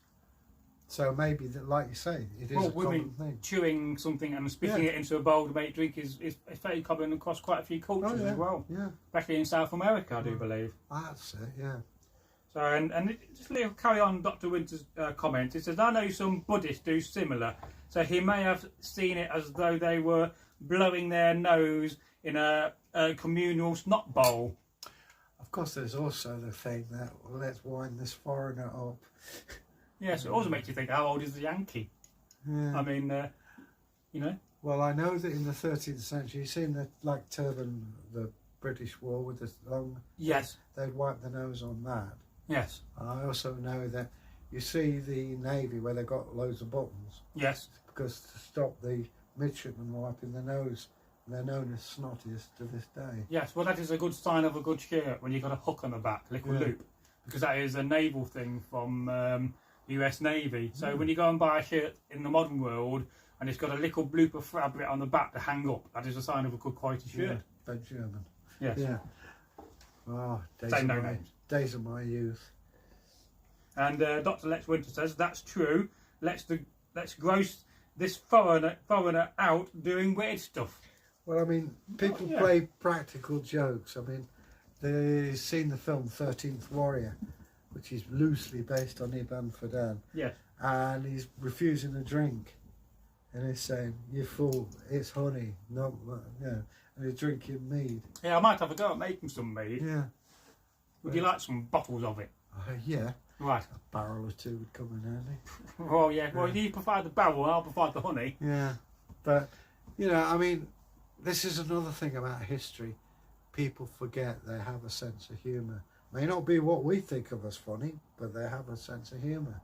And irony as well. They write things down. And I'm sure the Vikings would wind people up. Well, certainly if you look at Finderlander in northern England when they got some of the lead tablets, there's certainly some jokes written down them and some comical things in some of those tablets. Well, there's graffiti in Rome, some of which is obscene. But yeah, there's graffiti. That goes way back. Have you ever been to Rome? No, nearest I've got, I went in 73 when there was an epidemic of, what was it, typhus or something. Yes. And I got to the Romagna, which is where Leaning Tower of Pisa is, which I have to say was gorgeous. I spent a lot of time in Genoa, which is a bit like Grimsby with sun. I didn't really enjoy myself there, to be honest. I like Naples. I recommend the Hotel Sorrento. It has 3 pools, one on the roof. We'll have to go on a holiday one day about that. Yeah. Well, I went there and I had my epileptic fit there. We can go to Benidorm. Oh, God. I don't like things too hot, which is why We'll go in winter. Which is why I like the Leaning Tower of Pisa, because it was the only green part I saw. Yeah, I didn't see that. I definitely went to Rome. Yeah. Well, at the moment, it's full of COVID-19, so... We have told a few Italian folk tales. Yeah. Apparently, I've been getting it wrong about the Italian folk tales. I've been thinking that Italio Calvino is a 16th century writing, when he isn't. He's 20th century. Oh, well. You make mistakes like that. Did he let you know? No, it was all right. Oh, good. Well, our apologies to their family, but, you know, such is life. But Indeed. we don't get it right every time. Well, no, nobody's perfect, and that's But what's at made least- us unique. At least we admit to it.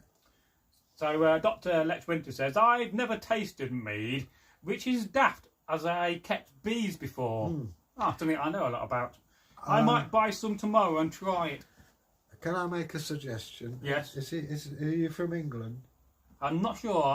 Where are you from, Dr. Lex Winter? But if you try Moniac, you can get it online. It's Yes. not so sweet, but it's the best mead you can get. Moniac is the bee's knees. Yeah. But I mean, you can buy, if you're in England, you can buy, I've got I'm Harvest sure Gold. they will send it to America and various yeah. other places of the world. But Moniac is the nicest, most pleasant. I think second to that is Linda's Farm mead, made by the monks. Another thing is, if you drink it out of a horn, it tastes better. It's like tea out of China tastes better. It does. I don't know whether you've got a drinking horn. You can get them pretty quick, easily. Again, There's always someone selling on eBay. Oh yeah, but I would suggest Moniac. That well-known auction site. I would sit down when you drink it because it's pretty powerful stuff, but very nice. And Moorish. Dr. Lex Winter says, Australia, but I'm a British citizen. Well, Australia, you should be able to get it. They'll send it to you through the internet, but yeah. I'd love it if they found a long ship in Australia. And whilst talking about Australia, let's just say hello to Sharmanar, Tree Tales, one of our very good friends of the channel. They do Celtic reenacting in Australia. So if you're watching this later on, good day, mate. Hope you're safe and well. You're looking after your family. Yeah, I mean, Australia's had a particularly hard time with the fires and now the COVID-19. Well, yes. It's it was quite heartbreaking in seeing all those, what do you call them? koalas. Koalas, that's it. Well, Rob Napier, he worked for a time on a reservation for koalas because he's into koalas in a big way. And unfortunately, quite a few of them were killed in the fire. It is sad. Yeah. And this is it, you know. I have a friend, I don't know if she's still alive, but she lived in Mount Vernon, Victoria. Oh, yes. She got MS when I just left uni. So that's, what, 35, 40 years ago. So I hope she's still around. If you are, Susie, say hi. If not, bless you. It's a small world. Yeah, it is. It can be a bit sad at times. I'm of an age where people are starting to die off, who I know. So, you know.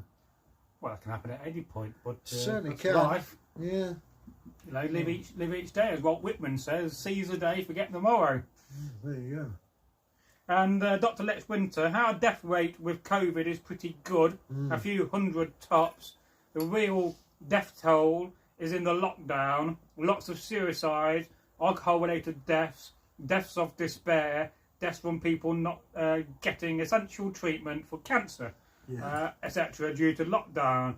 And the financial reunification of the country. I've said that wrong. Well, anyway, Dr. Letchman. Yes. Like I say, if ever you or anybody else on this line gets depressed and wants to talk, use us. Talk to us. You know, I don't know whether you're a doctor of medicine or philosophy, but the point is, let somebody know how you feel. You know? And for God's sake, don't go into domestic abuse. Well, there's an old saying, a problem shared is a problem halved. Yeah. And I do believe by that. And also I think the power of positive thinking, you know, think happy thoughts. It's a very true saying. If you think of a time in your past which you had a bad time, you're going to feel all tense and negative. But if you remember a good time in your past, you get a positive kind of feeling from that. But I have to reiterate, we are not doctors, we are not psychiatrists. What we say is no medical validity whatsoever. Find somebody who is. Good disclaimer there. Well, this is it. I don't want anybody, you know, getting up the wrong tree and causing themselves harm or whatever because of what we said. We will listen to you, and if necessary, I'm sure we can find people who do know. Well, we do have a very good community on this channel. Yeah. Very friendly people, lovely. We love our fans and our subs. We have a great community growing, and having a YouTube channel is all about building that community, building that positive spirit and energy as well. This monstrous thing we have called COVID-19 has taken too many people. We don't want any more taken because of the effects of it. You know, we've got to stick together, all of us. I was reading on Facebook the other day that there's been a few cases in China of the Black Death. Whether that's actually misinformation, I don't know. Doesn't matter who you are. You know, all lives matter. Doesn't matter who you are. And we urge you, if you're in trouble and you feel bad, tell somebody. Don't bottle it up. And that's my rant done. Yes.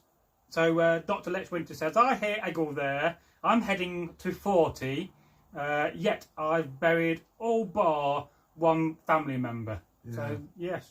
Well, I feel our respect is with you and your family. Finn Rafe, they make a very good comment here.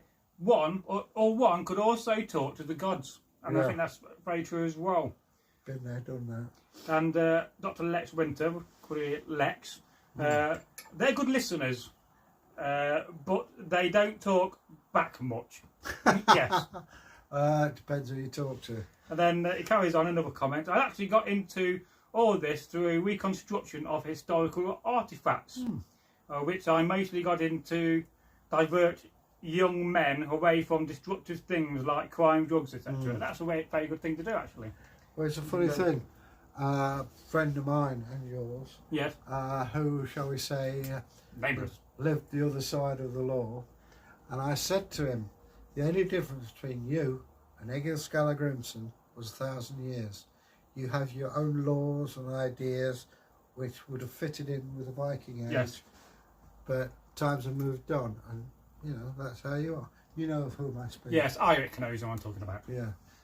And Finn Ray says, well, they may talk in more not so direct ways, which takes time to learn how to understand. Well, I speak to the gods. It's something I've learned through the years. I did a course for 4 years. I've been casting runes and things like that. And a thing called astral projection. But you've got to know what you're doing. And yes, I talk to people. You've got to get back to your body again after that. Well, again, I've done it for 40 odd years, so I've got used to it. But yeah, never try anything unless you're absolutely certain and got a safety net. And Dr. Lex Winter says, without a history or root, men find it hard, and nothing rots the soul like big cities. Yes. I mean, Australia is a young nation, a very proud nation. We, to be honest, we owe you a lot. You served in 2 world wars and you got the sticky end of the stick. Yes, let's not forget New Zealand as well. New Zealand as well, the old Anzacs. Yes. You know, I mean, from Gallipoli to the Somme. Yes. Al Alamein, and even Vietnam, which is people tend to forget. People of my age in Australia and New Zealand could well have served in Vietnam, and they did. Well, they did, you know. What a dreadful war that was. All wars are dreadful. Well, wars, that's never a true saying there, Egil. And Dr. Lex Winter says, that's very true, Egil. Hit the nail on the head. There's no difference between the Vandali horsemen and the modern biker gangs at set time. Yes. In fact, you find a bit like biker gangs and, shall we say, people outside the law have a stronger sense of loyalty. Yes. And one thing I learned from our friend, he was the most honest man I ever met, because if he got it wrong, people got injured, to say the least. Yes. And I found him a fascinating guy, and once you separate that I am your mate, I'm not a partner in crime, that seemed to work things out better, you know. He used to get me drunk as well. Well, you doesn't get anybody drunk. You'd pour your pint of whiskey and put a bit of lemonade and so do a bit more lemonade with your whiskey. Well, I always remember it. No, it's the opposite, wasn't it? A bit more whiskey and lemonade. I said to him, look, I'm not getting drunk tonight, I'm just having this little glass. So I had some, put it down, turned around, it filled it up. I ended up walking into the doorpost. But he got tear very drunk once, and he was being sick out all the way from his house to his house, being sick out my car window. I miss you, and if you're in Valhalla, which I'm sure you are, may the gods bless you. Yeah, well, if he's in Valhalla, he'd be giving Odin a good waste for the seat, wouldn't he? I think Odin would deal with him, don't you worry. But thank you, it was an honour to know you. Dr. Lex Winter says, ha ha, ha ha. Yeah. We do love reading your comments on these live streams. But, so how are you enjoying this live stream? Not something you're too used to. I'm not used to it, but I'm used to talking endlessly, as you know. It's the actor in me. The thespian. Matron. I mean, it's interesting. I mean, as I say, apart from swearing at the telly, I've not spoken to many people. Well, no. That's a good release as well, swearing at the telly. But, yeah, I mean, it's interesting to hear what other people think and to comment on it, hear what they think. You know, that's how we learn. And I know at times I can be a miserable old chap. Part of it's age, part of it is, I don't know. Do you get more miserable as you get older, do you? I've got to look forward to that. I won't say you get miserable, you get more critical. Yes. In that you've seen things happen and you know how it's going to happen, and people you think become remarkably stupid. It's not. It's just times move on. There's a video idea there. A good guy to old age. Well, I try not to. You know, because I remember how my father was, and he used to go on and on about, oh yeah, because he used to complain about when I was a child having too many toys, and I said, well, that's called progress, and I hope that when and if I have children, they have a lot more than I do, because it's called progress. Yes. And you know, I mean, we've come a long way. Oh yeah. 1900 now to 2020. So I nearly said 1920. Things have changed considerably. I mean, I was born 1954, and I can remember the vast changes. You know, up to this. Things have changed so much. Of course, even in my lifetime. I mean, I was talking to my sister. Hi, sis. Hello again. About the Beatles. Yes. And what a big phenomenon it was. It was more than just pop music. My dad and my uncle were actually talking about the Beatles. Well, these are guys from the 30s. Yes. And also, if you think, in 1960, you'd have short back and sides, tweed jacket, cavalry twill trousers.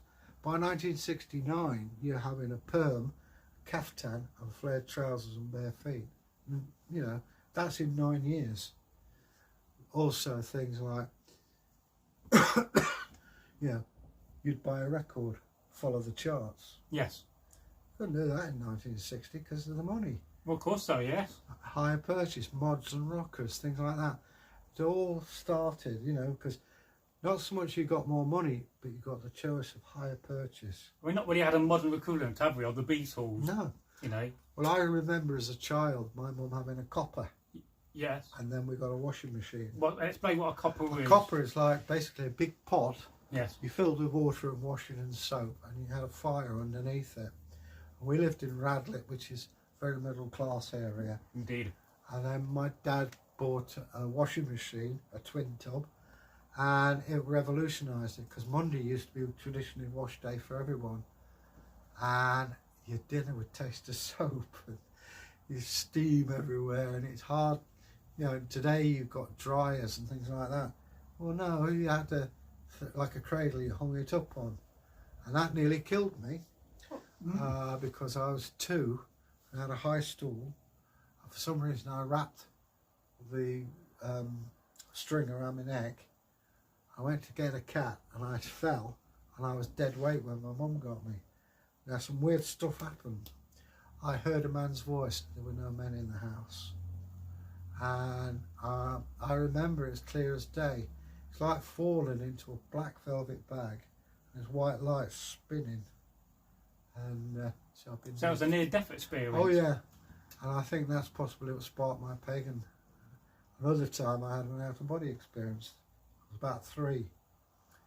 And I came, it's like Mickey Mouse where you kill him and he comes out of his body. Yes. Yeah. And I had sort of a daydream.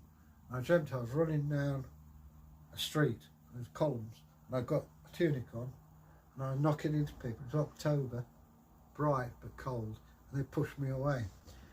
Anyway, I thought no more about it, and I met a friend of mine, she's dead now, bless her, and I told her part of it, and she finished it off. I said, how the hell did you know that? She said, I was there, darling, and by the way, it wasn't ancient Greece, it was Rome.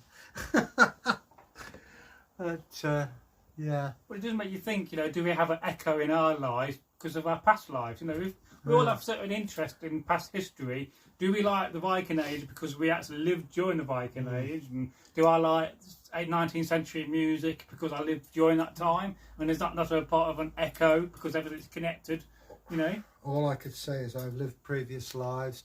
I was stabbed as a Roman. I was burnt alive as a child chimney sweep. I've ridden in carriages, and I was killed in the First World War. So let me just catch up with these comments. So Dr. Lex Winter says, you should do call-ins via Discord or something. It'll be great to chat to you both in real time someday. Yeah. And Dr. Lex Winter in another comment says, cynically, your tolerance for stupidity drops with age. Yeah. And then they say, when you're young, you are a lot more forgiving of it. Big smiley face, I think it is, an emoji. I'm sure you don't really understand emojis, do you? No. So I'm already getting used to them. Is that a car? No, there's an emoji. Oh, picture. Yeah. Or maybe you just have the time to humour it more. And then one more comment from Dr. Lex Winter. It says, I've got to hit the hay. It's 2 a.m, but I'll be watching the replay. Yes, so later on today when it's rendered the video, we publish this live stream, maybe tomorrow morning. So watch out for that. Tomorrow evening for him, isn't it? Yes. I forget it's changed, isn't it? So he says, stay safe, brothers. Yeah.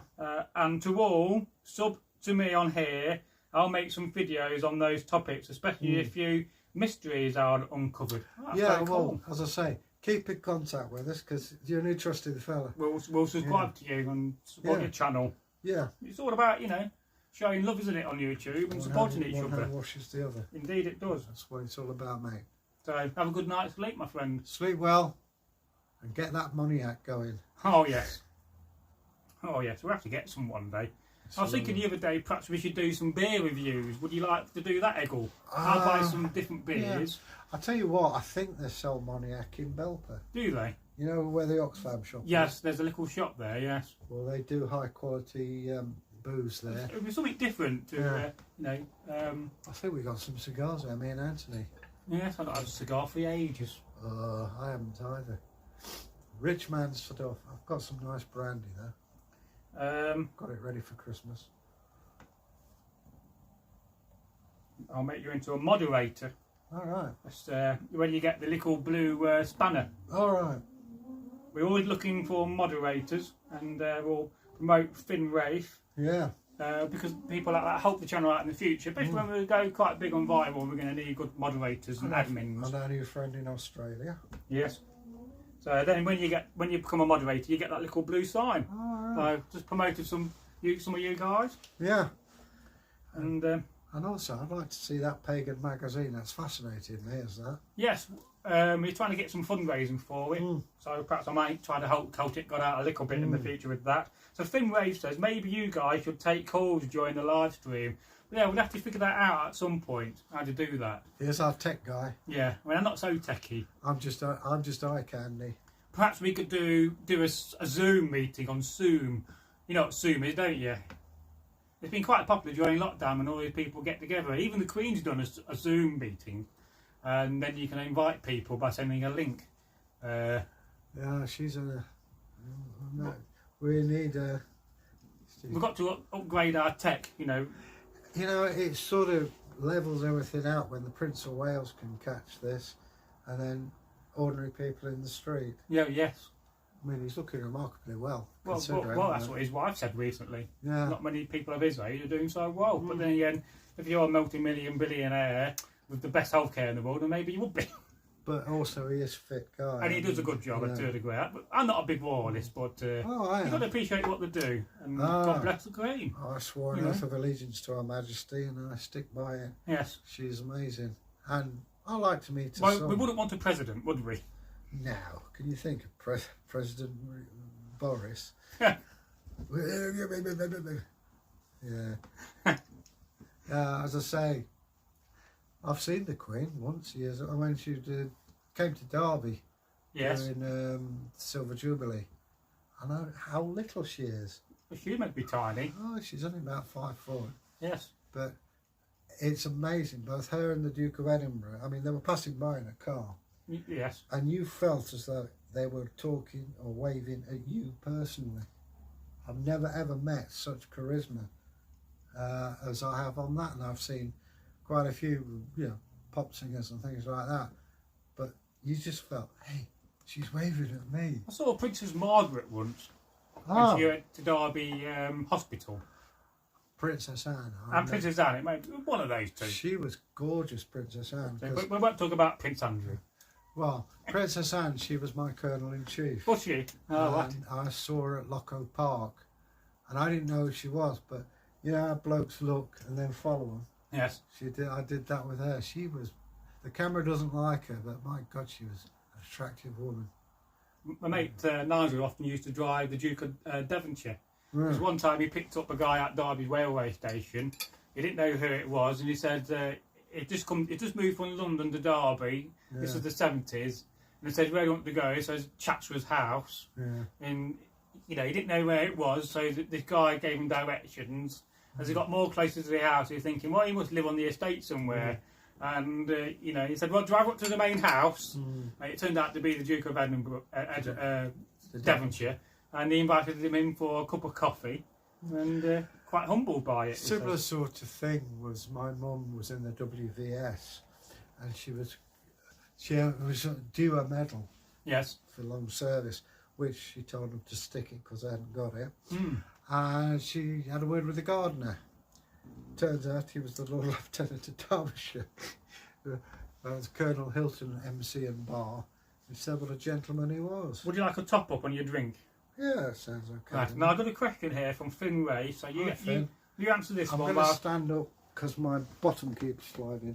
I'll adjust the camera in a minute. Well, Finn Ray says, which king or queen do you like the most from history? And before you answer that, I've got a comment here from one of our very good friends. This is Andrew Lefay Linarge. Aha! Good afternoon, guys. Good afternoon. Hello, sir. Andre. Very nice to see you Andre. here. Right, favourite kings or queens from the history? Well, of course, the obvious candidate for me is Queen Athelflaed. Although she didn't call herself a queen, Here we go. I've got a lot of time for her. She formed our nation and language.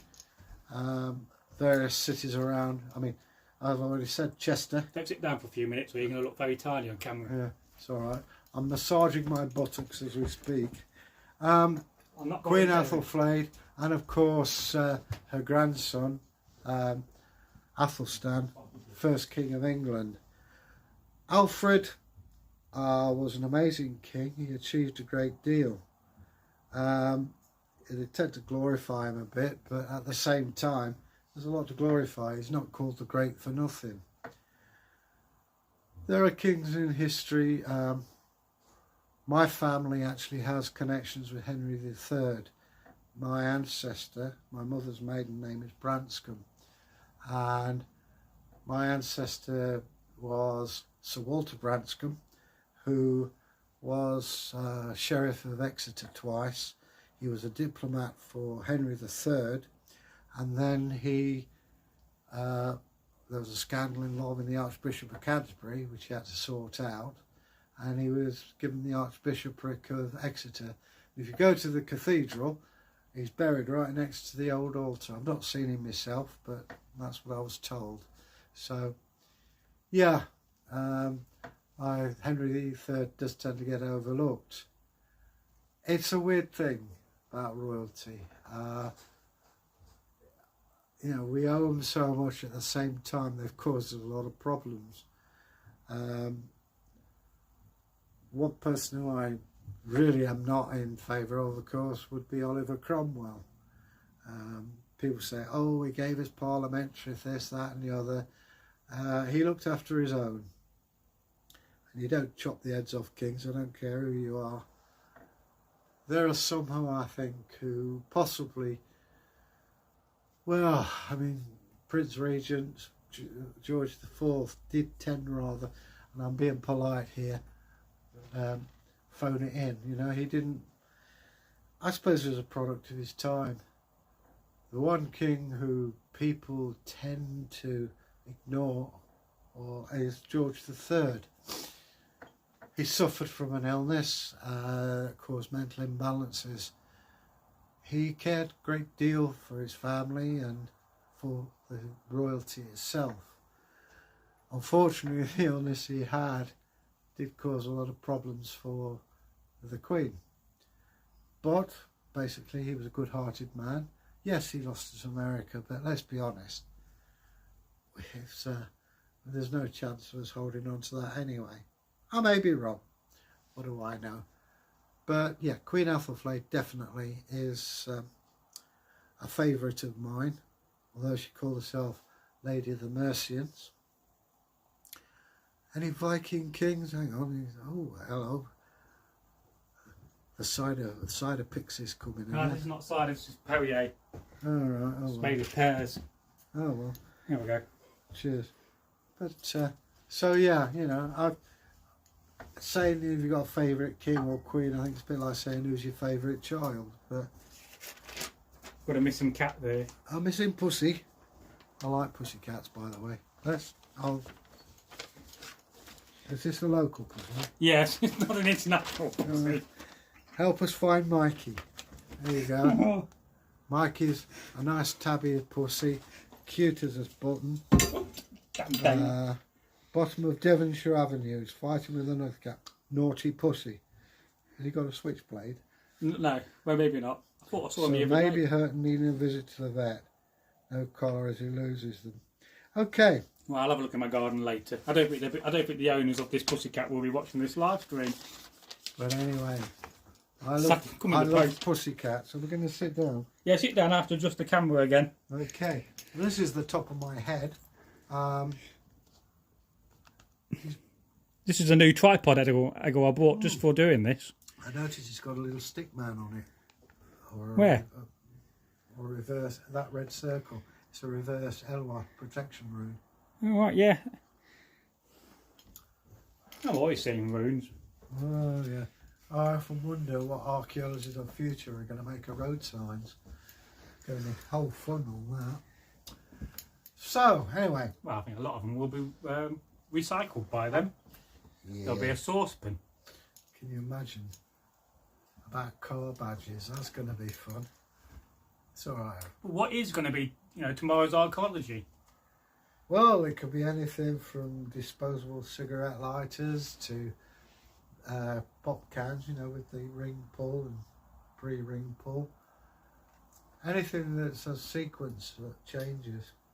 So we've got some more comments here. Go on now. So, this is from Eirik, the man of many axes. I gave him that last bit of the name. Alright. A good day, Andre, brother. I hope you're doing well. Yeah. A big muscle emoji. Picture. And then Finn Rave says, good evening.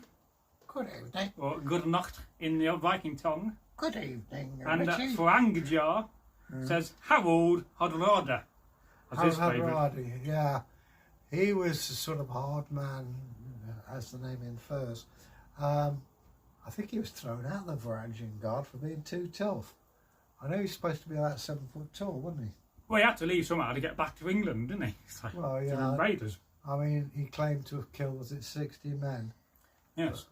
Got an arrow in the throat for his... Not a nice way to go, I'd imagine. And then He was not a nice man. Old English on location, he says Athelstan. Yeah, Athelstan. Yeah. Mind if you're Scottish, you wouldn't think so. And then Andre says, hi, Eric. I'm okay. Just woke up from my afternoon nap. Nice one. And then Andre says, yes, thanks. I missed out a comment there. Ivik says, "Oh, lovely. So your sleep is better now." And Andre says, "Yes, thanks." I sleep like a log. Do you? Yeah. What's the secret to falling asleep quickly? I think it's get your body temperature to a certain pitch Yes. and lay still. My mum told me, don't move at all, just lay still, Yes. and you'll find. I have terrible sleep, I do. Oh, Rob's the same. He doesn't sleep very well. Also, I don't let things worry me. No, well, life's too short to worry. Well, you say that, but you know. But you do worry about things, it's human nature. But I believe in the military they teach pilots how to fall asleep in about 2 minutes, which I find incredible, really. But they've actually spent millions of pounds studying that. A mate of mine was in the Royal Air Force in the 60s, and a detachment of the Special Air Service were on the aeroplane on the way to a mission. And then Iric says, "That is excellent. My sleep pattern," sorry, interrupt you, "is still completely messed up. Ha ha." And as I was saying, Yes. the sergeant turned to the squad and said, "Sleep," and they fell asleep. Yeah. Just like that. I was like, God, I hate Tommy Cooper. I thought you were going Tommy Cooperish then. Yeah. And then Finn Rave says, "I remember when I was in America as a kid and we learned about the American Revolution and they portrayed George III like the original villain of the American history." Well, I can understand that. I can understand that because you're trying to establish a country and the enemy's king. You're not going to be that cheerful about Well, it. I wouldn't be a loyalist. I'll be on the American side. Well, the trouble is that the fundamental rights of American people have been abused. They were charging you taxes, but you weren't allowed to represent yourself, which is wrong. Yes. Now, in Derby, we have an artist called Joseph Wright. Yes. And if you look at the famous picture, Lecture at the Orrery, all of those people are supporters of the American War of Independence. Well, of course so, yes. Also, Benjamin Franklin came here, as did Thomas Jefferson. Oh, yes. And they were big. Derby was renowned for supporting the Americans. Oh, I didn't know that aspect about it. There are elements in the picture, if you know, show their support. But yeah, the Lunar Society was also here, and they were in favour of the American independence. Well, perhaps that's something we can make content on in the future and cover some more local history. Well, as I say, America's done rather well, so here's to you, Uncle Sam. Oh, yes. That apparently is from war with Canada, wasn't it, Uncle Sam? Supplied meat. Well, it certainly predates the Civil War. So, as there's a few songs from the Civil War that mention Uncle Sam. So I always feel that America gets bad press because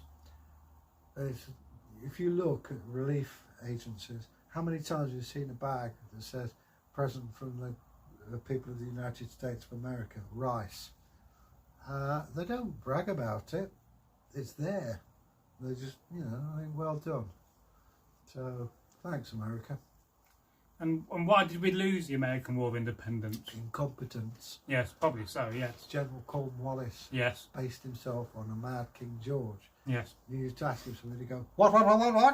Yes. And also, the French took advantage. And also, we actually kidnapped a lot of Germans, Brunswickers. Well, of course we did, yes. We actually... The Jaegers. Yeah. And it was a war that I don't think we had much heart behind. And let's face it, we had other problems on our plates. I mean, 1812, that was a war that we nearly won. We actually burnt the White House. We did burn the White House, yes. But I mean, Andy Jackson put us right. And I think after the American War of Independence, a lot of the Irish got together, formed a little army, and went to try to invade Canada. The Fenian raid, there's a medal for that. And it's an amusing story. The Fenians, there were about 11 of them. Yes. And they turned up in a red battleship. And the guards were on the Canadian border. Couldn't believe these armed Irishmen just walked straight past them. And they were, what's up with them? We're invading Ireland, we're invading Canada. And there was 2 clasps for that medal. One was the Fenian raid, I think 1870. Yes. And there was another one which I can't remember. But it may have been post-Civil War. I think it's. I can't remember now. But yeah, I read too much. I should know. Cheers. Indeed.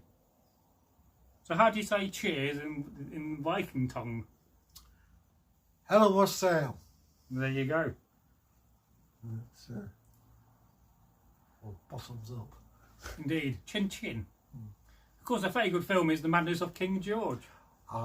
Yeah, I mean, that was really well done. Alan Bennett wrote that. Did he? I didn't know that. Fantastic author, Alan Bennett. Because he's quite local to here, because he went to Woodland School, didn't he? Did he? Yes, he did, yes. Oh, Yes, he was an Ashley lad for a typical time being, I do believe. right. I love his talking heads. And I watched the History Boys the other night. Very. Have you been watching the new Talking Heads? Yeah. I've not watched it. I'm not a massive fan of Alan Bennett. My dad is. Yeah, he is the master of trivia. Yes, I think we've got some signed books around here. Well, I've got a talking heads that my ex-girlfriend signed for And me. we have a comment here from Rangajar. Skal. Scarlet, that's another one. Oh, yes. This is not a Viking, it's more later medieval. Oh, this is 21st century strongbow glass. And Finn Rafe says, do you speak Old Norse? Nope. No, well, Bruda is brother in Old Norse. As now and again, Andre will leave comments in Old Norse, and you read them, you can't understand what they're saying fundamentally.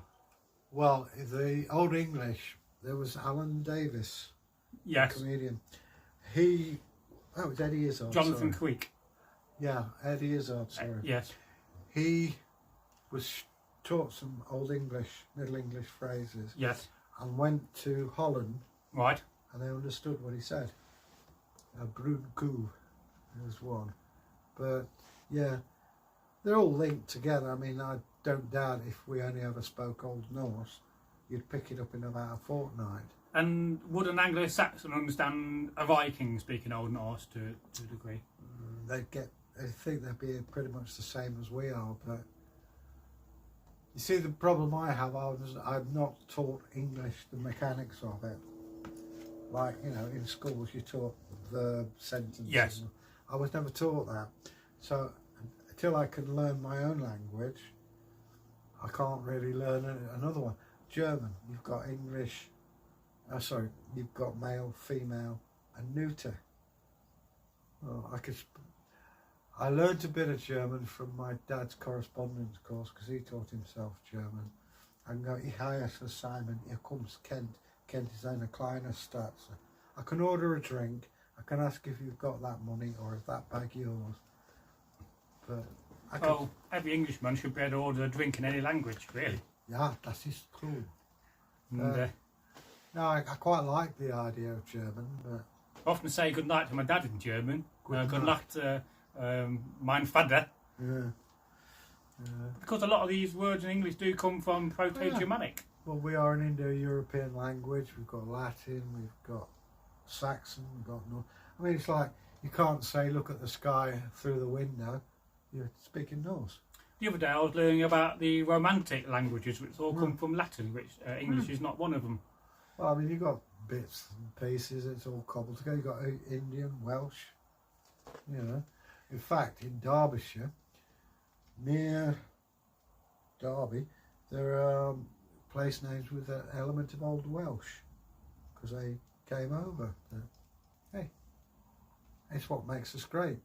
So Frangajar says, Skal comes from an older word originally meaning cup or bowl. And then another comment from Frangajar, according to the first grammarian, Old Norse and Anglo-Saxons were roughly Same. interlegible. Interlinked. No, Yeah. you have to read that word. I'm not very good at pronouncing words when I'm tired. Intelligible. Yeah, there we go. Well, it's like, you know, things branch out. They would know of each other, I'm sure, but they probably had a good fight against each other. I mean, there was that video you showed me, the Anglo-Saxons. Yes. There's no way 1,200 people come on. What do? Have a census. Thing is, it starts off, the Roman army had got a lot of people from Saxony on Hadrian's Wall. there was a war with the Huns. So you get your auntie, wife, children, whatever, to come over. Also, Hengist and Horsa were hired by Vortigern. Yes. Which one died? Horsa, I think. Yes. But anyway, there was only 3 ships. Who's that? It's my mobile. Ignore it. All right. And there was surprisingly few people were actually here. But, you know, the simulation, and within a generation, we looked at ourselves as English.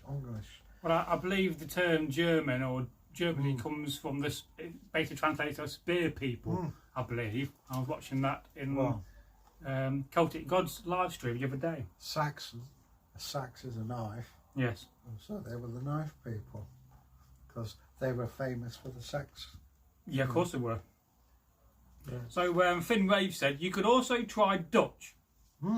I tried it a bit. I have heard it described like a more English version of German. Well, again, you know, they're Angles, Saxons and Jutes all come from the same rootstock, and different races absorb different things into the language. But, yeah, as I said, Izzy Izzard was talking out Middle English to a Dutchman who knew what he was talking about. And if you never heard of Eddie Izzard, who is he? Eddie Izzard is a comedian and also a great marathon runner who likes to dress up as a woman occasionally, just because that's what he does. Done a lot for charity, decent sort of guy, and has a very sensible side to him as well. Oh yes, he's very funny. Yeah. I've got the box set of Eddie Izzard. I can lend it to you. He also does a brilliant James Mason impression. So Andre says, Dutch is difficult, but I'll try. And then Frangajar says, West Frisian is even more similar to Anglo-Saxon. Well, all I know about Dutch is, all you got to mention is chocolate sprinkles. They love chocolate sprinkles. It's, I don't know, but what's the other language goes on about? Well, that's West Frisian. West Frisian. Frisian. Yeah. Frisian. Where the cows come from. Indeed. Again, I couldn't tell you. I don't know what that sounds like. But yeah, we've got to cover them some more because they're very underrated, the Frisians. Well, they're sort of Baltic, Germanic tribes. Oh yes, just below Germany, below Denmark, and Belgium. I went to Belgium when I was 2. I had to come back. I had a masterwork. I suppose you remember it. I can remember little bits of it. I can remember because my dad and my late Uncle John, it was 8 o'clock in the morning and they got bottles of lager. They were drinking them and I was picking up the bottles and drinking the dregs. And I got a full one because I thought, why not? And I got told off for it. But yeah, I can remember that. And there's pictures of me by a pool in the park. And I'm drinking. As soon as the pictures were taken, I was smacked around the head because I kept flattening the straw out. But apart from that, I spent the next year in hospital at Great Ormond Street. I can remember bits of Great Ormond Street as well. And what do you think is the greatest export from Denmark? Exportation. Lager and bacon, I guess. Well, what about Lego? Yeah. You see, again, the guy who invented Lego was a confirmed pacifist. Yes. Which is why you get them in such garish colours. Yes. Nowadays, you can build military stuff, which is against what he thought. The colours were based on a 20th century artist. Yeah. You know, he used to do those little boxes with colours. Mondrian. Yeah, so he based the colour work from that. There's an interesting series on Netflix at the moment talking about retro toys. Yeah. Yeah. It was quite interesting watching the episode about Star Trek and how many stupid Star Trek toys came out in the 60s and 70s that had nothing to do with Star Trek. It was funny, actually. I was watching a programme on, it was about the past.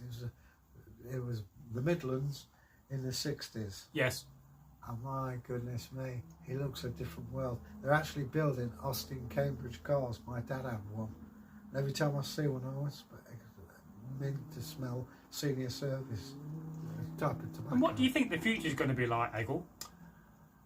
Depends a lot on what's happening now, really. Well, I suppose so. Now's a moment of power. I think there's going to be more digital. I think it's going to be less personal freedom. I mean, you see, we've cameras everywhere, Well, yes. and I think, you know, when they start with the microchip thing, The mark of the devil, that meant to be. well, you know, having said that, we assume we're going to move forward. For all we know, we could zip on back to the 18th century or something like that. Dark Ages again. Yeah, we don't know. I mean, it's interesting. But one thing that did occur to me, thinking, I'm just going to put my legs up here. Well, you feel free. Certainly will. Means I can't fall off. Is that we see the power structures of today, the super nations, Well, yes. and I just wonder how it's going to finish and how humanity is going to end, because it's going to end, whether it's a war, plague, or both. Who knows? Or we might just get in a spaceship and nip off to another world. I don't know. We could be there already. Under the secret space program, who knows? Conspiracy theories, are we? Yeah, plenty of them on that part of YouTube. Anyway, we won't go down that little path. Yeah. And Andre says, I love Frisia. It's very much its own country. I'd agree with you. Do you find that certain countries tend to get overlooked? Well, I think they do. You know, you talk about Britain, America, Russia, China, but little countries like Frisia, Tibet, Yes. even Monaco. Well, it's why we're talking about that. What about Hong Kong at the moment? It's pretty tell what's happening to Hong Kong, isn't it? And they're losing their freedom. Yeah, I'm not altogether sure there what's going on. I know there's measures brought in. It may be a way of distracting attention to COVID-19 Maybe. as to where it came from. I mean, Wuhan actually is like the putting down of China. I have no idea what's gone on. It's just occurred from there. But Well, if you're talking about Hong Kong and COVID-19, you're not thinking about the world debt crisis, which we're currently in and not got out of. well, we're going to have great fun when I think people are going to understand the word loan is. And it's amazing how we can just manufacture billions of pounds in thin air. Well, I mean, talking about conspiracy theories, I think the governments of the world know a lot more than what they're telling us, which is nothing new. My nephew Danny's been working for an undertaker. He fixed tow bars. Yeah. And he's not been fitting tow bars to the Undertaker's cars, but to his caravans. And the Undertaker basically says that the government are not telling us the truth about COVID, and that they're basically being told to prepare and get equipment in ready for the next wave. But it does make you think, doesn't it, really? I think personally there will be another wave at least. Things normally happen in threes. Who knows? But a lot of that to do with the church, because of you think about the number 3, God, Jesus and the devil, or the Holy Ghost. Pipsqueak and Wilfred. Well, yeah. The thing you've got to be aware of is if it mutates. Now, if it mutates one way, we're safe. If it mutates another way, we're dead. Well, yes, and there's already about 15 mutations of it. Yeah. But that's what we've been going through. And how were you coping during the lockdown? Not really asked you that. I had no problems with it because it's not that much different from my life. Thing, and I may be controversial here, thing that got up my nose, I've been on universal credit. Yes. Which is poverty, basically. Well, it is. And I had to wait 2 months to get money. Yes. Now middle class people are suffering. We get £100 pay rise and they don't have to wait. Isn't it amazing? Every time anything happens to the middle class, we end up getting something done. Now, I was born middle class myself, but it's wrong. There are people out there, single mothers with 5, 6 children. Yes. People living on their own, who haven't got the friend network I have. And they're suffering. There are people who are living on the street because landlords would not take people in with universal credit. Yes, and that is wrong. Yeah. The homeless people, and to me, so wrong. And because Giles and Fiona with their Range Rover are having a little bit of trouble, go on mate, it's a bit more money. You don't have to wait for it. Well, there's nothing worse than not having enough money to keep you awake at night worrying. Tell me about You know, it. and I recently applied for carers allowance. Yeah. It was the beginning of May. Not heard nothing yet. Mm. You know, now if I was in a situation where I depended on that money to live, I'd have nothing to live off. Well, So, I mean, and there's people like that in that situation. I mean, it's coming home to roost. I got a rude letter telling them about council tax. Pay 265 quid by the 17th. Well, I'm sorry, you can go jump. I will pay you 20 quid next payday. Yes. And keep doing that. If you don't like it, well, tough buns. You know, it's... But if you notice, soon as they open, they're miserable world. That is the miserable side of it. And people who've got these loans, especially small businesses, you're going to be skinned, mate. And it's wrong. Yes, and considering all the money in the world, and that 1% own most of things in the world, you know, it's disgusting that 1% of the populace own 99% of the world's wealth. When you see some of these big firms that are in big trouble, even Rolls Royce, Well, yes. you know, I mean, that's like a cornerstone, isn't it? You know, and people are having to be laid off and all this. Makes you wonder where it's all going to end. What it does, I mean, are we going to see millions of people unemployed in the next 6 months to a year? Well, what it is, as I see it, and I may be wrong, and I'll accept if I am, it's like the first in to get their economy up and running, and they're a bit lax on the lockdown and things like that, trying to get the business going.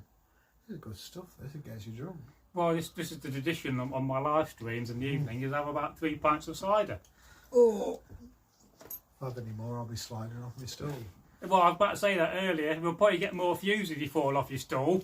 But, And we did talk about doing a video called Drunken Historians. There's a few videos like that. Drunken Vikings, yeah. where we get together and drink loads of beer. We'll have to do it on the other channel, which is not family friendly, because we swear on that. And oh yes, I did publish the folktale from me of the 3 pigs where I swear.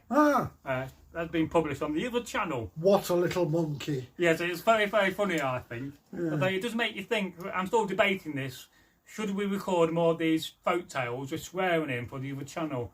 Let us know. Because does that not kind of have a negative effect on this channel? Do you know what? I don't know. It's, But if you out there, let us know, then we can... Excuse me. It's outside or all Perry. Perry, it does make you a bit gassy, which is why I try not to give you gassy things on camera. Nope. So I learned a folk tale the other day from Hungry Egil. It's about a man who goes out, he digs in his ground, and he finds a wooden box, and he thinks, well, what's in here? And he tries to break in it, but the box is too strong, and he thinks, well, there could be gold and silver in this box. And, you know, he puts it aside, he tells his wife to go and put the box in the longhouse, and a few days later, he finds a key. And he thinks to himself, I wonder if this is the key to the box. So he goes inside this longhouse and he finds the box and he puts the key in the little key holder and it opens the box. And what do you think he found inside, Egil? He found a mouse's tail. And if that tail was any longer, so would that folk tail be. Ah. And it's called The Shortest Tail. Oh, there you go. Anyway, let's go back to some of the comments. Have you heard the story about the empty barn? Oh, no. Let them know. Yeah, there's nothing in it. Oh, yeah. I think you got your timing wrong there. I know, I've had 2 pints of Perry, mate. Well, 1 pint, really. Have I? Oh! Yeah, it had lemonade in it. Yeah, now he's I telling watered it down. Yeah, it was just as well, probably. Yes. Anyway, to go back to some of these. One comment here, some Finn Rave. It says, Finn. maybe Hong Kong could be like the next America if they achieve independence from a modern day superpower, just like America did. Yeah, I know what you mean, but Yes. I can't see it happening. No, I can't see the Chinese letting Hong Kong go. Yeah, the tanks will be rumbling. And you think about Hong Kong used to be, the tech capital of the world. Surely it's going to have a negative effect on Hong Kong, what's happening to it. I know a guy called Mr. Moy. He lived in Hong Kong. And I noticed recently on Tinder, on these dating sites, there's a whole lot of Chinese ladies on there. So, I mean, is that because there's lots of ladies from Hong Kong wanting to escape? I know. Well, anyway, moving on from that one. I had Chinese food yesterday. Did you? What did you have? Beef and cashew nuts. Yes. Prawn cracker. Yeah. Fried rice. And chips. Well, everybody knows that chips is the Chinese invention. Yeah. Well, it's so nice. They do good chips anyway. Yes, I was going to cook you some chips. Well, I came, but I forgot. Never mind. if you stay after the live stream, I'll cook you a bowl of chips. Would you like that? Yeah, I'll eat them. And send you home. Yeah, with a whip. Well, maybe an umbrella if it's raining. My wee buttocks are twitching here. But you can stand up a bit. I can alter the camera. Okay. Well, You have to stand up, but it's a problem when you sit down a lot. And that's why I do my live stream standing up. But you get the opposite effect, where you're standing up for 5 or 6 hours, and then the next day you don't half know it on your feet. movement, it causes the viewers to pay attention. There we go. Copy of medieval greenways. I dug no end of that stuff out in York. What, that sort of pot? Well, Late medieval, the isn't it? ceramic, yeah. Right up to the Tudor. You get a yellow version as well. So Frangajar says, I think someone is adding soil to my garden. The plot thickens. Ah, you see, I get that. Yeah. I'm not very bright. Yeah, you know, you get into that point of the live stream when you start selling jokes. Yeah. And a Frangajar says, when was the shovel invented? It must have been a truly groundbreaking idea. But it does make you think, how old is the shovel? Quite old, because in Derby Museum they've got a Roman one. Yes. It's wooden. Yes. And it's got a metal edge. Metal edge, yes. But also, you think about it, you have a metal shoe. Because if you dig in down, your instep's it's gonna hurt like hell. Well, yes. So they have this it looks like a piece like that, and you put it on the shovel so that it So protects did your foot. Romans invent digging shoes? Well, I'm assuming it was even before that, because you think the monuments, we know they were dug with the shoulder blades of deer. Yes, but So that's a shovel. I mean, I think shovel must go related back in time to the Iron Age and the Bronze Age. Yeah, I mean, it goes further. If somebody can invent a dugout canoe, then somebody would invent a shovel made out of a bit of ash. Well, I think we underestimate our ancestors. Oh, we do, and we should celebrate them. Because when you think their mental capacity is the same as ours, Yes. and if anything, they've got more imagination and more scope than we had. What is that standing up there? That long stick? Oh, that is a clamp. All right, that's good, because I recently had to clamp up my deck chair outside, but I realised I did it slightly wrong, and it's more loose now than it was before. all right. So avoid the. You can sit in it. Yeah, I know my look, mate. Yeah. My body will be I through was it. saving that for an outside video. When you're halfway through a photo, I'm going to put a deck chair up and pretend to be a sunbathing Viking like they did at Stamford Hall. I'll be kissing. Stamford Bridge. If I sat in it, I'll be kissing my knees. Yes. But anyway, what's the next? So, yes, we've got another comment here. This is from Andre, and he goes at Frangajar with the laughing face emoji. He found that very funny. Ah. Then he also found the next bit very funny because he put 2 laughing face emojis. Yes. What's he laughing at? Frangajar's jokes. Oh, right, yeah, all right. And then we have Finn Wave says, yeah, but America's independence had a lot to do with the help from other countries too. Would the independence really depend on Western support for an independent Hong Kong? No, I don't think it would, personally. Yeah. They'll rumble. It's like they are now. They'll rumble, and that's as far as it's going to be. But I think we're just going back to the America avoiding independence. I mean, I don't think they would have got independence without the support of the French. No. So the French did really support them. Oh, yeah. Lafayette was one of the biggest individuals in that. Well, I mean, to be honest with you, we were fighting a war at the same time, another war. Well, yes, what war was that then? I can't remember. It's probably the French. We usually go to war with them. Well, no. Yeah. Oh, it's 2 o'clock. Tell me how to go at the French. Well, what do you know about the Crimean War? Crimean War, that was the port in Turkey, and Russia wanted to take control of because there was a port in Turkey, and there was a musical song saying, we don't want to fight, but by jingo, if we do, we've got the ships, we've got the men, we've got the money too. But it was also quite a worldwide war as well. Yeah, I mean, there was a famous artilleryman called Ljot Tolstoy. Oh, yes. He was there. It was how we won that war is beyond me, because the incompetence that we had.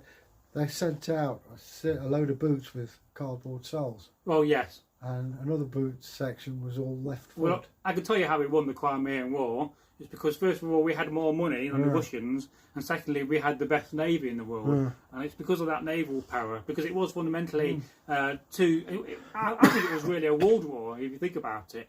And it was basically because, you know, we had more money and a better navy than the Russians. Well, also, we were scared stiff in case the Russians got control, then they'd turn on India, because they've been trying that's for ages. There's some very good lectures from a professor called Lambert. I watched one the other day about the Battle of the Jutland, which is something you probably know more about than I do. But yet again, that's a very fascinating battle. Was it not the biggest naval battle in history? It was, and it was also the biggest disappointment for the British.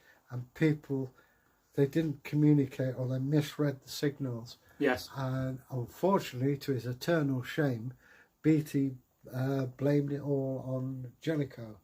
And it wasn't till later that his son Nick found charts which proved that Jellicoe was actually operating as he should have done, and Beatty had lied through his teeth. Yes, well, the sailors of the British Navy didn't like Beatty. They had a massive dislike for him. Well, I mean, this is a guy, I mean, they were storing gun cotton on the decks. I shouldn't have drunk this. On the decks, and of course it ignited. And his comment was, "Something wrong with our bloody ships today." Well, they let they did the famous manoeuvre of crossing the T. There's a cup of water over there for you. I'm groovy. And it was basically they let it go. They could have finished the war. So Njal says he wrote War and the World, which was later called War and Peace, which is an extremely long novel. I tell you, I've read it. Have you? War and Peace. Yeah, I mean, it's great entertainment because everybody thinks it's a bit like the Forsyth Saga, you know, with dances and he discusses military tactics and says such amazing things. It's a family, and this guy ends up being taken prisoner by Napoleon, and his retreat from Moscow, and he escapes. There are bits of Pride and Prejudice sort of thing and manners, but the military tactic is not boring. I recommend it to anybody. Read it. I mean, some Russian novels are great, some are pants. So Andre says Sebastopol. Yeah. And then we have a comment here from Njal, which I can't read the first, but it's in Russian. It's like MNP, but the end is backwards, means world, hence the space station. Yeah, well... It's a difficult language, isn't it, Russian? Well, I mean, without the Crimean War, you wouldn't have the Victoria Cross. Oh, no, which was actually made from Chinese cannon. Well... So they say now. It was British cannon captured by the Russians and we got them back. But no, Chinese. Maybe they were made in China, I don't know. No, Chinese cannon they captured beforehand. Whatever, I don't care, but... there's also the charge of the Heavy Brigade, which is led by Captain Scarlett. Yes. And it was unique because they went uphill. And Lord Lucan ended up being called Lord Look-on because they were not allowed to take part in the major battles. But yeah, the film Charge of the Light Brigade with David Hemmings, I've got a copy. It's well worth a look. It's been on Film 4 recently. I watched it twice. Yeah. And to be honest with you, it's like you say, we had more money. I think that's probably what swung it. And what the total cock up that last Charge of the Light Brigade was? Well, again, it shows communication was... He meant to go up the other valley, round and take them. But instead of that, I went straight up. But a friend of mine who's a reenactor, he recently, a few years ago, he took part in a battle reenactment on the exact same soil. It was one of the massive anniversaries of it.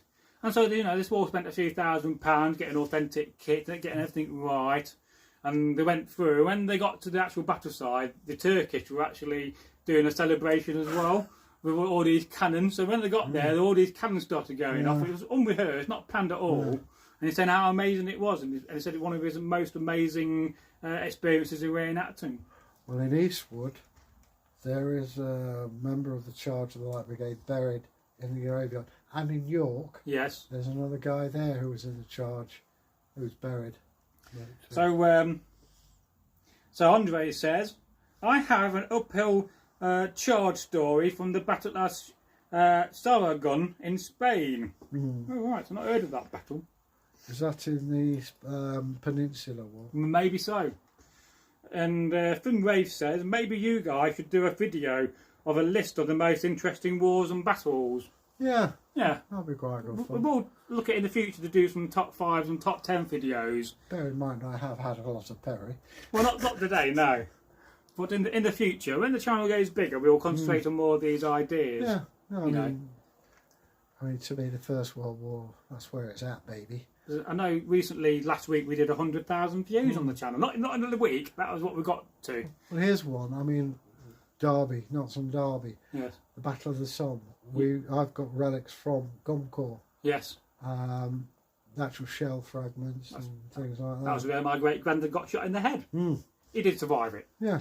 Oh, he's at the Midland Hotel, wasn't he? Yes, he did. Yeah, after that, that's where he worked. But it's the thing that annoys me.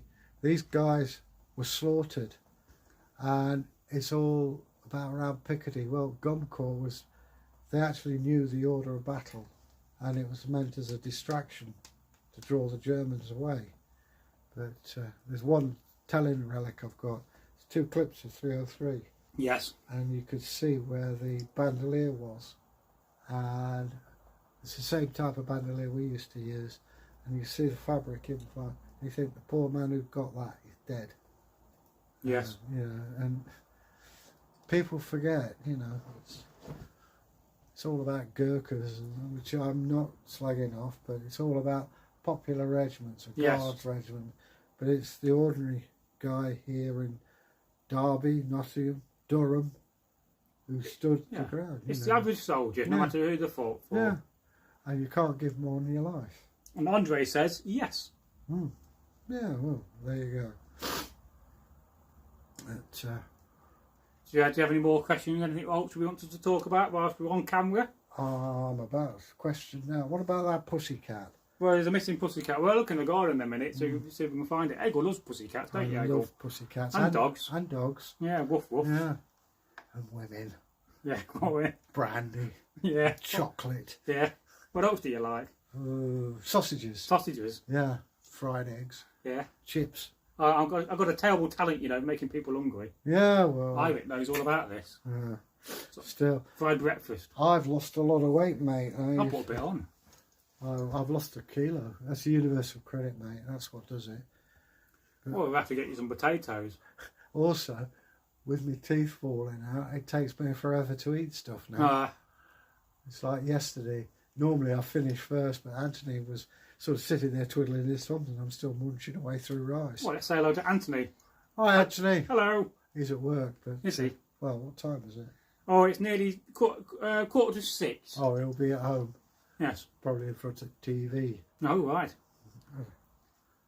Okay. So, we'll carry on. Any more questions? Ooh. Want to sit down again? Yeah, my bottom is up and down. And I probably don't want to know about it. Oh. How to adjust the camera. I do it deliberately, it's just what I do. I like to stand up in my live stream, but if you stand up on your feet for 4 or 5 hours, do one of these. Well, having a load of cider. You don't half feel it on your feet the next day. Yeah, I've got a long walk back, remember? Yes, so sit down a bit more. Yeah. Well, at least in 6 months you better get the bus back, won't you? If the buses are safe by then. It's 4 months. 4 months. And then that'll be good for the channel, won't it? Well, actual fact, we're talking about 3.5 because we're about halfway through the month, aren't we? Because the idea in the future is to get Egil come up, probably once every 2 weeks on a Friday and building up gradually, perhaps doing twice a week, and then you do your own live streams. It'd be even nicer if I had a car. Oh yes, I'm not driven my car for like 1.5 years. I noticed it's the only car I know with moss on it. Well, I've got to give it a clean one day. I noticed you got like a tub of oats in there. I thought, is it keeping chickens in it? No, that's stuff for getting rid of damp in your car. All right. But I've got to put it back in the microwave again to dry it up. You want to try driving it a bit? Well, it's got no insurance or tax at the moment. It's off the road anyway. They still have you. Well, yeah, if you drive your car, yeah, definitely so. My advice is never drive your car when you haven't got tax or insurance. Yeah. So, last car I had was stolen. Alright, so here's a couple more things here. Andre says 15th Dragoons charged uphill into driving snow against 3 French regiments.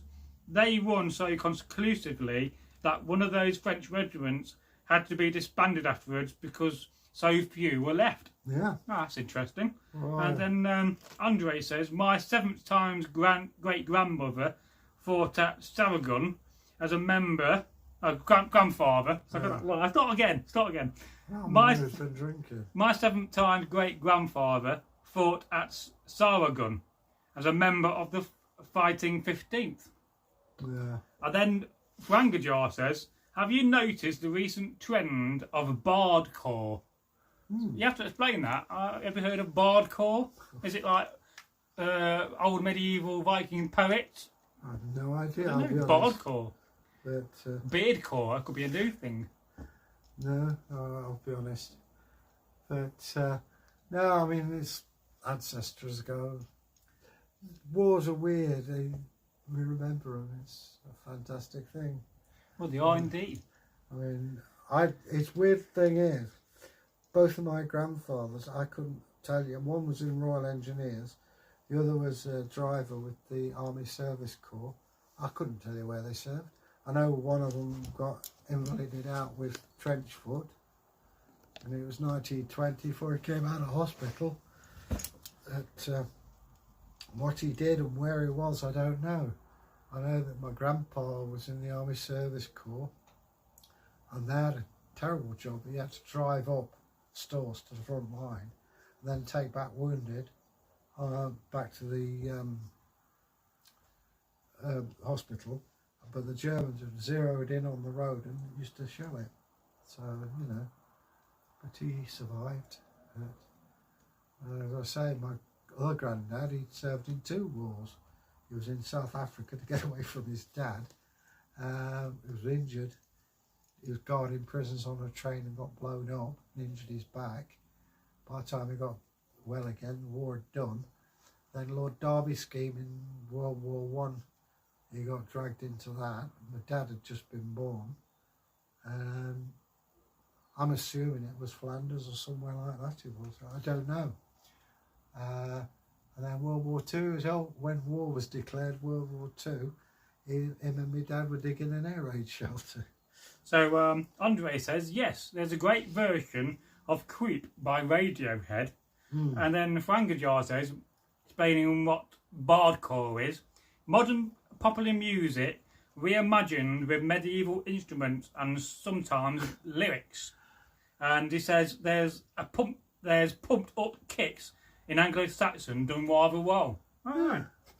I know that Jimi Hendrix's Purple Haze, yes, had it been medieval, he would have been burnt at the stake because the music, you know, ba, ba, ba, ba, were considered satanic. Really? Certain chord sequences, I think it was E flat and I can't remember the other bit. And also the fact that you've got this machine that makes this weird noise. But have you ever met any Satanists? yeah, they're the most boring people I've ever met in my life. Yes, I once went round to a party in Lincolnshire with some Satanists, and all weekend for 3 days I was watching The Addams Family non-stop. I was at a place called Drink Houses in York. We used to get, shall we say, a mixture of odd people. And there were 2 guys standing with grey suits, identical, with big black beards, looking very disapprovingly. And I said, what's up with them? Oh, the Satanists. And they were the most boring. They looked like they'd come out of an accounts department, but they didn't hang around and nipped off. But God. Yes, we never had Jehovah's Witnesses back round again after I explained about their Bible being censored and the fact that their leader was a Mason, because he's got if you see the leader of the guy who invented that has a triangular tomb. Yeah, Brigham Young. Yes, I think it was. Well, my grandpa was a Knights Templar. Yes. But yeah, I mean, what are these guys who said that Mormons? Mormons. And I remember I sat down with them. I said, look, I'm the opposition, but I have a lot of respect for you. I said, you're 19, you've come out to a place miles from your home, and most of the people are hostile. I said, it takes courage, builds courage. And I said, good luck to you, pal. I says, I'm not of your religion, I never will be, but I wish you well. And he gave me the Book of Mormon, and off they went. But I mean, you know, imagine if you've got a son. Yes. And you're sending 3,000 miles to a bunch of people who... We're not the most respectful people in the world, are we? Well, maybe not now. Yeah, apart from verbal, they get physical sometimes.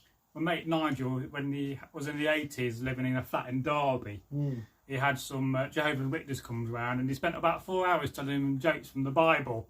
And then when they left, they went downstairs to the next floor and he heard them over talking and said, whatever we do, we're never going back to that flat again. Yeah, just tell them you've been deregulated. I mean, a person's religion is up to them, you know, but don't force it on other people. I don't go around saying, oh, you got to be an Odinic. Yeah, I think I was often saying in these live streams, all you got to do is practice goodness and kindness and not go down the route of hate and anger. Leave the world a better place than when you found it. Yes.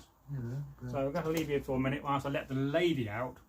We have a carer here, Sue. I thought that was a euphemism for the lavatory. No. Oh, okay. I've got strong bladders, I don't need to go.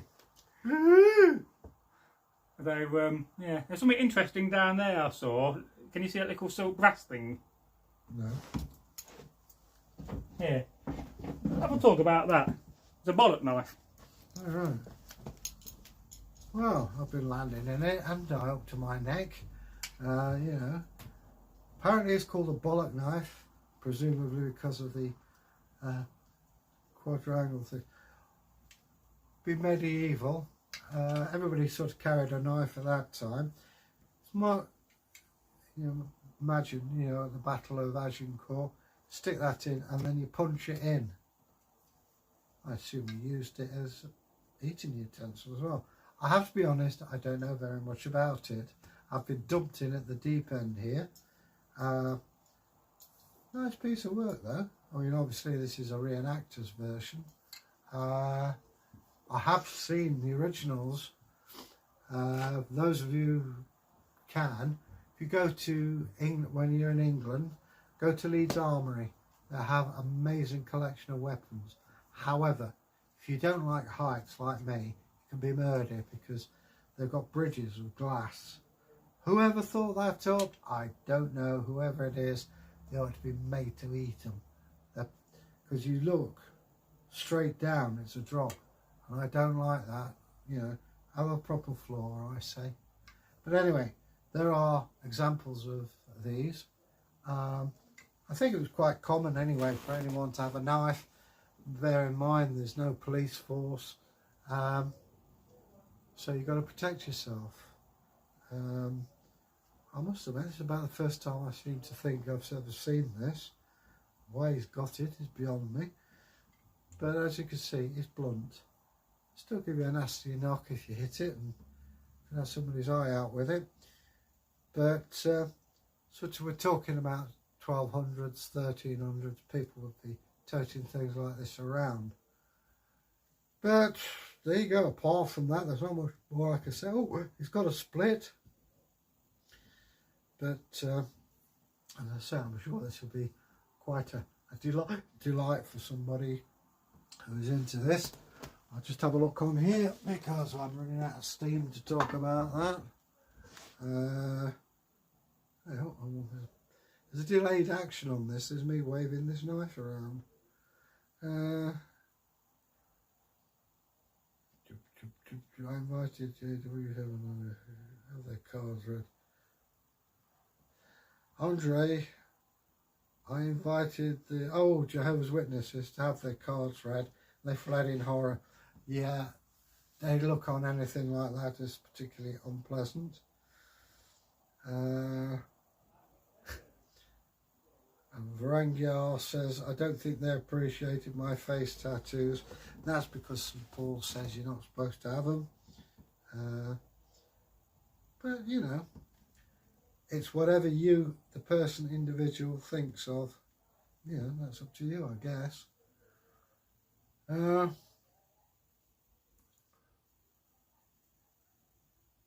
Interesting wars, yes, we covered that. So, there you go. Keep those comments coming in. As I say, I've been deputised to talk about the bollock dagger. I think there's probably some fancy name for it, but yeah, as I say, people carried these. I can remember in the 60s when they finally banned people carrying sheath knives. It's not a thing you thought of all the time, but you knew people who did. But yeah, it was about mid-60s, I believe, they really clamped down on it. Nowadays you look back and think, well, yeah, it's obvious why, but you know, such is life. But the varying types of dagger and a knife, it's, like I say, protection. You haven't got a police force, and people got a little bit excitable, and also, yeah, that's what they did. So, that being said, we talk about the differences and the similarities of Anglo-Saxon and Viking. And in some ways, as I said earlier, they are very similar, but they're subtly different. It's a bit like France and England. They're similar, but there are differences. I mean, I was fortunate enough to be digging at Sutton Hoo. My professor, I'll get rid of that.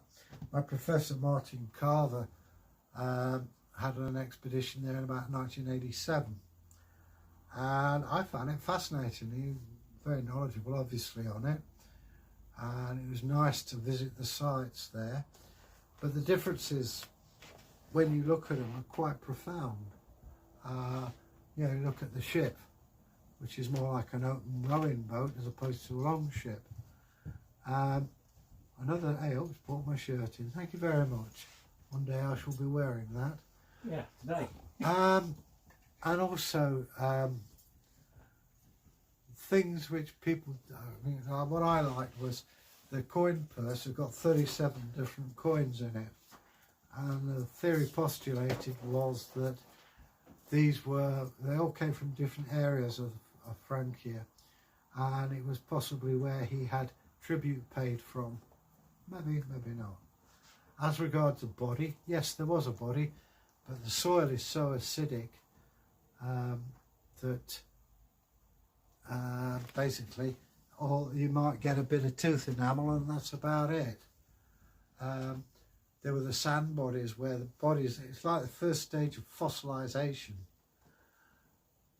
So, you know, I mean, the Vikings would have ship burials. Again, you know, there's that common theme. Another thing which found on a television program called Time Team was buckets in Saxon graves. Well, to me, it's obvious what that is. It's from Idun and sacred apples that made the gods stay young. So, you know, you want your departed to stay fit, young and healthy. So you've got that. They also found buckets, as I say, at Sutton Hoo. Another thing is how we notice archaeology progressed. Toland Man. I mean, I was reading a book, great book actually, Lost Gods of England. And it was written in the 50s. And unfortunately, you know, they talk about Toland Man as a naked man with just a belt on. Well, if you stop and think, why would you have a belt if you're naked? But if you turn the belt over, you could see the imprint of fabric. So he had a shirt on. Was he hanged? No, he was garroted. All that's left of him now is the head, because they couldn't afford to preserve the body. But was he a sacrifice? Hang on, I've just been handed a copy. Lost Gods of England by Bragi. You're about this one. I paid a lot. There used to be one in Oxford in Derby. Yeah. Well, mine was 1959, I think. Oh. No, 74 yours is, yeah. There you are. I can show you a picture of a ship burial. Okay, here we go. There we go. It's Sutton Hoo ship burial there, see? Fascinating. Oh, what? Yeah,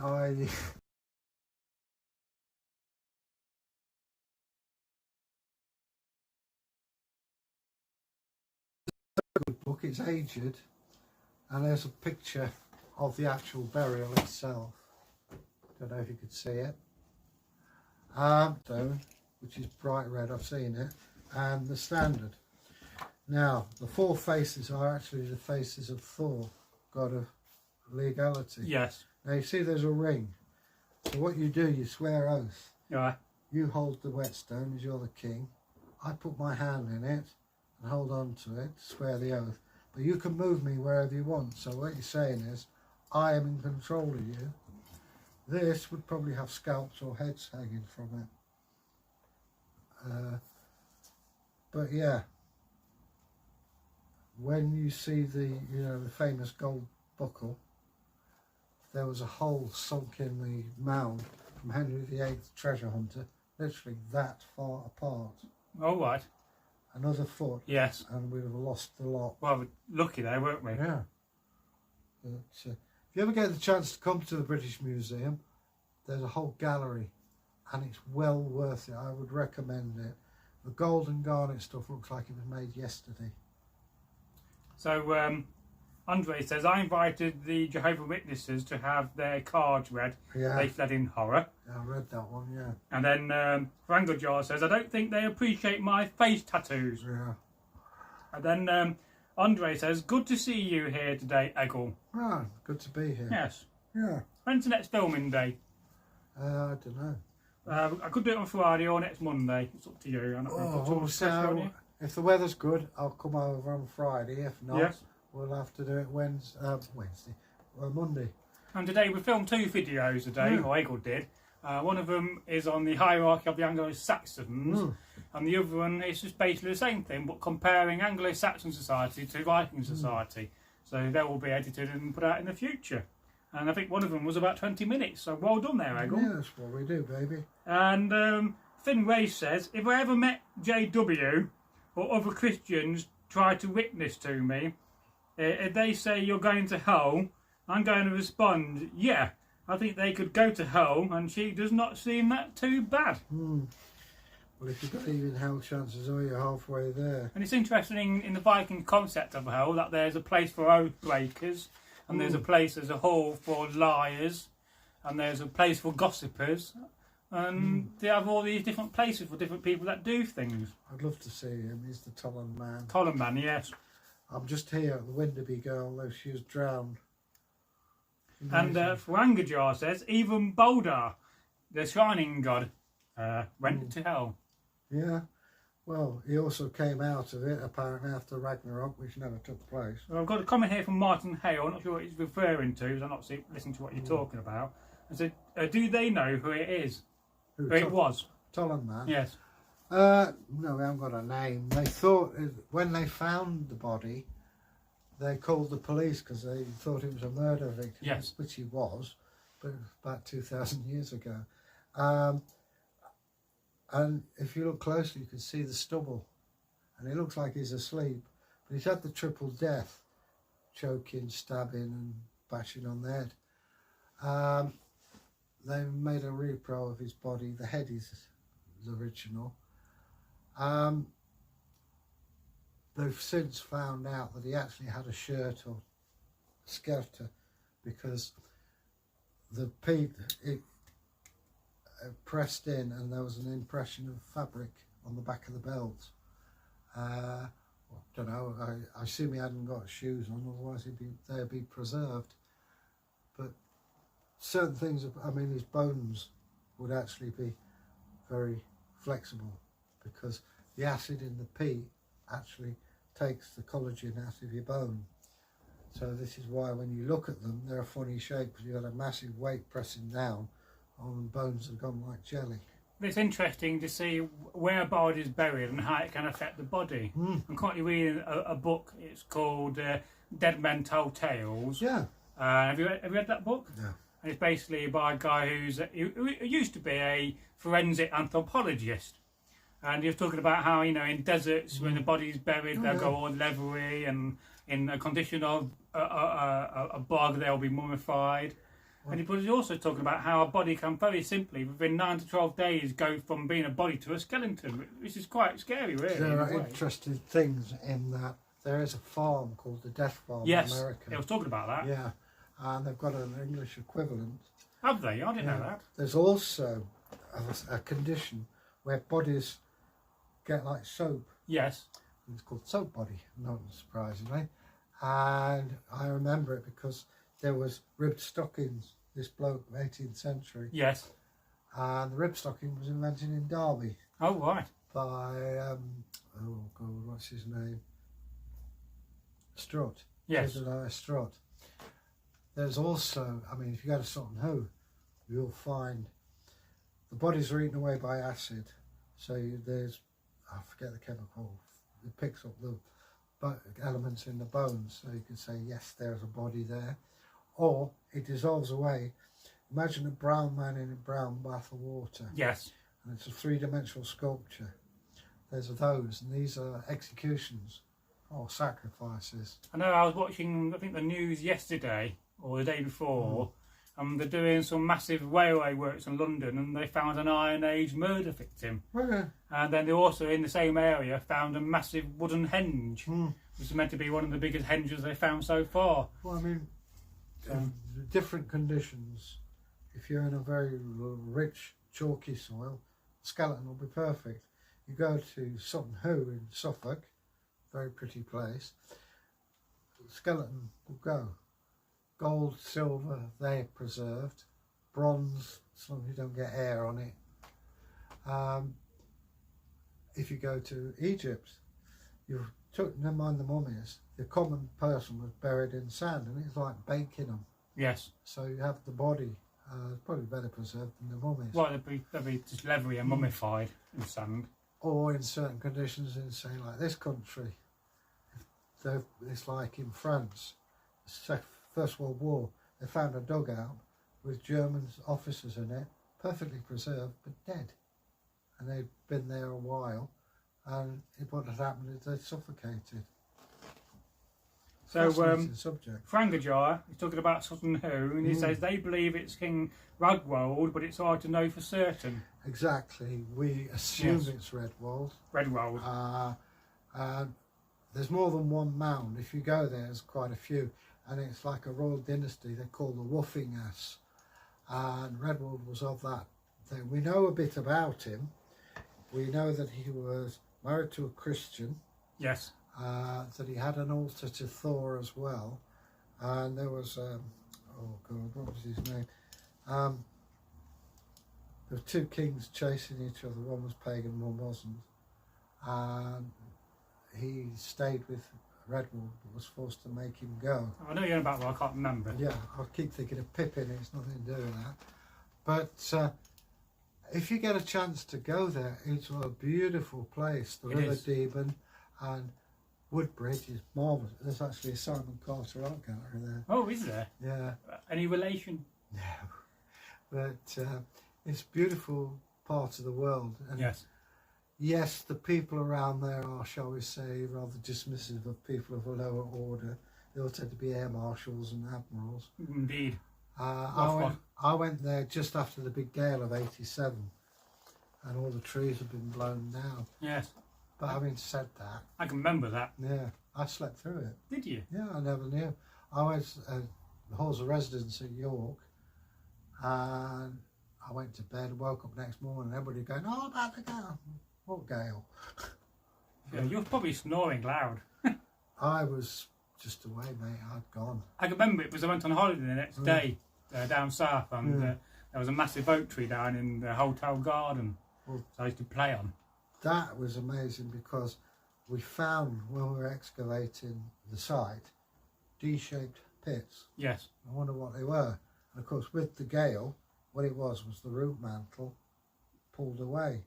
So there must have been, at that time, maybe a grove, which if you look at the Norse religion, most of the mounds have been broken into. The Royal Navy, you can thank for that. Oh, yes. They've sold a bunch of a bucket of clench nails for 10 shilling. They found a terminal of a drinking horn. But again, by luck, we called it the Royal Mound, was intact. And it was owned by Mrs. Pretty. Yes. And Colonel Pretty. And she'd seen the mounds, and Basil Brown, her gardener, yes, was actually a very good archaeologist. found this. Now, the interesting point of this is all of that treasure, worth millions even then, Well, yes. she gave to the nation. It was Yes. hers by right. It wasn't treasure trove, it was hers. Yes. And she gave it to the nation. Well, what a wonderful thing to Yeah. do. I mean, the gold belt buckle is hollow. You open it up. Oh, it is hollow, yes. Yeah, there's 13. It comes apart. Yeah. They say it's a reliquary. I won't tell you what we said it was. But if you ever get the chance, I don't know if you've been to the British Museum to see Yes, it. I have.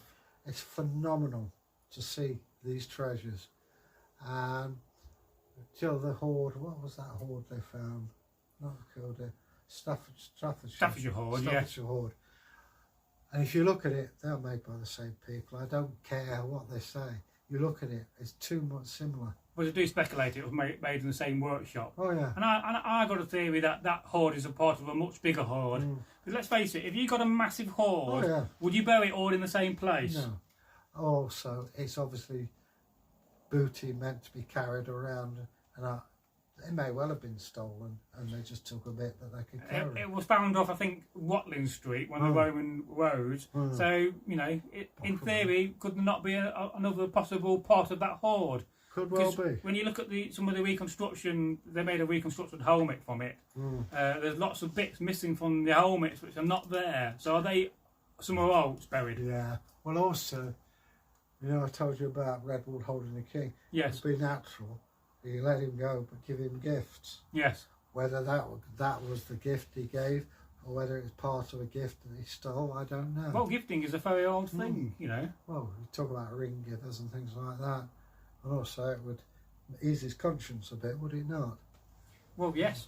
But we were doing a resistivity survey, which is you're measuring the resistance in the soil.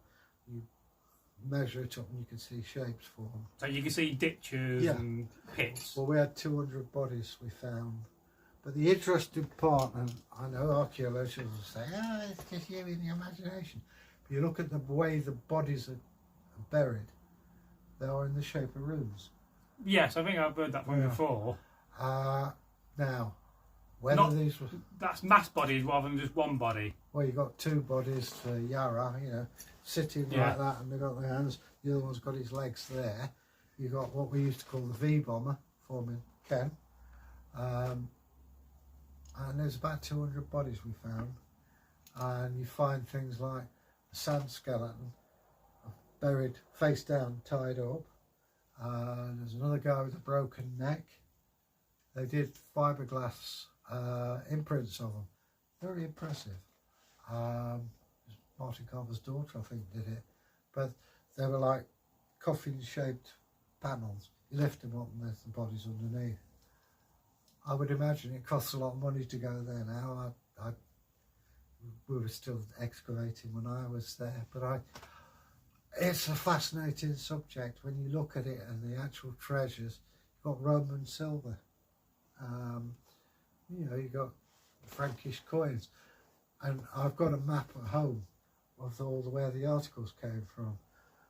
The reason that swung it for me as being Redwood is that there are two coronation spoons. Yes. Named Solus and Paulus. Yes. And we know Redwood's Christian name was Paulus. Yeah. So, you know, it's pretty conclusive. Who knows? Maybe wrong. We're discovering things all the time. Well, yes, but speculation is a wonderful thing, isn't it? You know. And it's healthy to debate these things. I mean, the work that's been done at the moment, say on Stonehenge, Mike Parker Pearson, it's phenomenal. You know, we thought of, you know, all these hippies going for the sunrise. I've got that facing the wrong way, the wrong time here. It's for winter, and it's a monument to the dead. Woodhenge down the road is where the party was. You know, you bring Aunt Lily's ashes, you howl up at Woodhenge, kill yourself a pig, have a party, get drunk, sober up, go up to the process to the Stonehenge, back home again, ready for the next one. Well, we don't often think about the people of the Iron Age being powerful, but you know, they had the ability to collect 5,000 cattle and sacrifice them all for one festival. I find that astonishing, really. Well, imagine building it. Yeah, yes. I mean, you think the average age of them, an old man would be 30. Yes. And you've got these massive stones and you're transporting it. I mean, also the Amesbury Archer. Yes. Came from Switzerland. You imagine just travelling from Switzerland to Stonehenge. Well, we don't think about the trade routes, do we, in archaeology? We always think about, you know, you live in Britain, that was all you'd know, but you wouldn't, you know, you're vast importation of stuff. The bluestones from the Preseli Mountains come across the Bristol Channel. Once you know how they did it, which we still don't, but once you know how they did it, simple. There's a guy in Florida, he's dead now, and he built replicas of Stonehenge and God knows what. He's one man and he was 70, and he used levers. Yes, that's that. I know you're on about. Because they often speculate how he built this structure. What's his name? I can't remember it. It's got a name, isn't it? Yeah. I can never remember these things when I need to. I've seen pictures of it on telly, and they're massive, great stones weighing tons. Yes. And this little old man just shifted them. It's all made out of limestone. Yeah. Well, also another thing that people don't seem to get is if you need 10,000 men, you've got 10,000 men. Yes. And they say, why was it built? Well, shortly before that is one of the first pitched battles in Britain on a hill. Now, the old army adage, those of you out there who've been in the forces, if you've got nothing to do, they will find you something to do. Yes. Whether it's painting coal or emptying puddles and filling them with water. It keeps you busy and out of trouble. Why would you paint coal? Just keep you busy. Oh, yes, yeah. Another thing is counting the grains of sand in a sandbag. Really? Yeah. Oh, yeah, I've seen that. They do that. Then you go up to the sergeant or provost marshal. How many? 20,553. Wrong. Tips out, can't he? Well, you've got no choice when you order to do something by a sergeant major. Another one is cleaning the barrack room floor with your toothbrush. Yes. But it's to keep you occupied and say, look, I'm in charge of you. You do that. And what people forget is, it's not done, yeah, it can be done out of malice, but the point is, if you've got to clean the floor properly, how are you going to fight a war? Does it keep you obedient? Keeps you on your toes. In this case, on your knees. Now, we've got a few comments to catch up on here. So we have a comment here from Karen Rolls Miller. So hello, Karen. Hi, Karen. And she says, Nostrand is the place of punishment in Norse belief. Yeah. And the Frangajar says Sutton Hoo. And then Frangajar says Strand means beach. You still have the sea strands. Yes. And Frangajar, very near RAF Bentwaters. And is that not the RAF station where the UFO allegedly crashed? Well, I must admit, the night I went to Sutton Hoo, the US Air Force decided to hold a major military exercise. And I had helicopters flying over, firing machine guns, and I got cartridge cases bouncing off the roof, which at 3 o'clock in the morning is not what you want. And as I say, Sutton Hoo is a very active place spiritually. It's always cold there. You go there in the morning, because I don't know if you remember, but 87 was a very warm year. Vaguely, I was still quite young. But having said that, you go to Sutton Hoo and you feel chilly. Yes. I mean, I have explored why spiritually, and it makes sense, but it's a very interesting place. Oh yes, and if you do go to Sutton Hoo, it's not far away from the Anglo-Saxon living history village of Westow. Yeah. But also close by, there's the International Museum of Gnomes. All right. Yeah. It's a lovely place of the world to go to. They make lovely beer there. Woodbridge is a lovely little village. Yes. You got to have some money though. Bury St Edmunds. Yeah. Well, as I say, I went by train and I was absolutely jiggered. I went from York to Sutton Hoo, and I'll be honest with you, I went there and I never met so many rude people in my life because I was lost. Yes. I had a woman set a dog on me. Yeah. A person quietly informed me that I was lower than a weasel's wedding tackle, and all because I asked. And the most polite person I met, who helped me out no end, was an American Air Force man. So thanks, America, once again. But I have never met such rude, ignorant people. which is a shame. Probably they were scared. I mean, I had long hair like this then. But... This is why when people from the south come to Derby, they find it very strange how friendly we are. Yeah. As you know, you can sit in the pub in Derby and strangers will talk to you. Well, I was born in Kent, so yeah. Yes. And I've found the further north you go, the more friendly the people are. And it's even people in, this is local for us, if you go to Alfreton or Somercotes, yes, much more friendly than people in Derby. Yeah. And it's what, 15, 20 miles different? Go to Mansfield, again. I mean, that's just the impression I got. I mean, there are people who, shall we say, don't appreciate you, but... Mansfield Brown Ale. Oh, yes. Mansfield, Chesterfield. Chesterfield, yeah. They have a beautiful antiques market, I used to. It's a good place to buy gold there. Good place to buy medals. Yes. We'll have to go to these places one day. But if you go to Chesterfield Market Antique, it used to be on a Thursday, but I had my business ready and done by 8 o'clock in the morning. But they're quite jolly people. So I've got some more comments. So I'd like to read these comments. And Karen says, Christian with an altar to Thor. Great Thor, you just can't forget about him. Hail, indeed. Hail to Thor. My daddy is. Yeah. Yes. Well, the thing is, you can ban anything you like. But doesn't mean to say that people are going to obey it. I mean, you pay lip service to these things. Doesn't mean to say you believe it. And this is one of the problems we've got today. This political correctness, it's all well and good. Well, yes. You pay lip service to it. Doesn't mean to say the first chance you get. Anyway. It's about time we got away from political correctness. Don't get me started. No, oh yeah, well, we can do a live stream where Egil rants about things. Oh, shit. No, it's all right. Yes, we try not to swear on the live stream. It's that damn full dagger thing. Yes. Anyway, moving on from that, we have a comment here from Finn Wraith. Hi, Who Finn. says, have you guys considered having a conversation sometime with people that disagree on things like Ragnarok, or on if it happened or not, or if it will happen, or even perhaps even if it may or may not happen?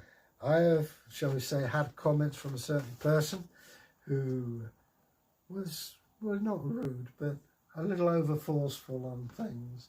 You know, what kind of historian do you think you are? And I said, a bloody good one.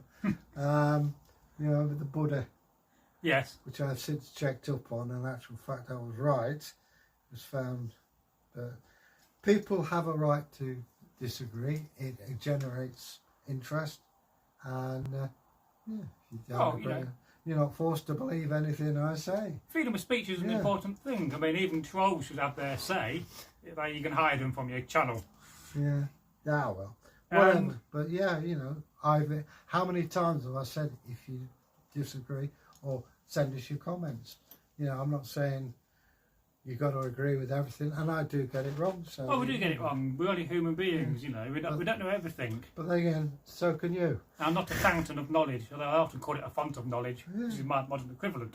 Whatever. And then Martin Hale says, were the Saxon ships the same as Viking ones? No.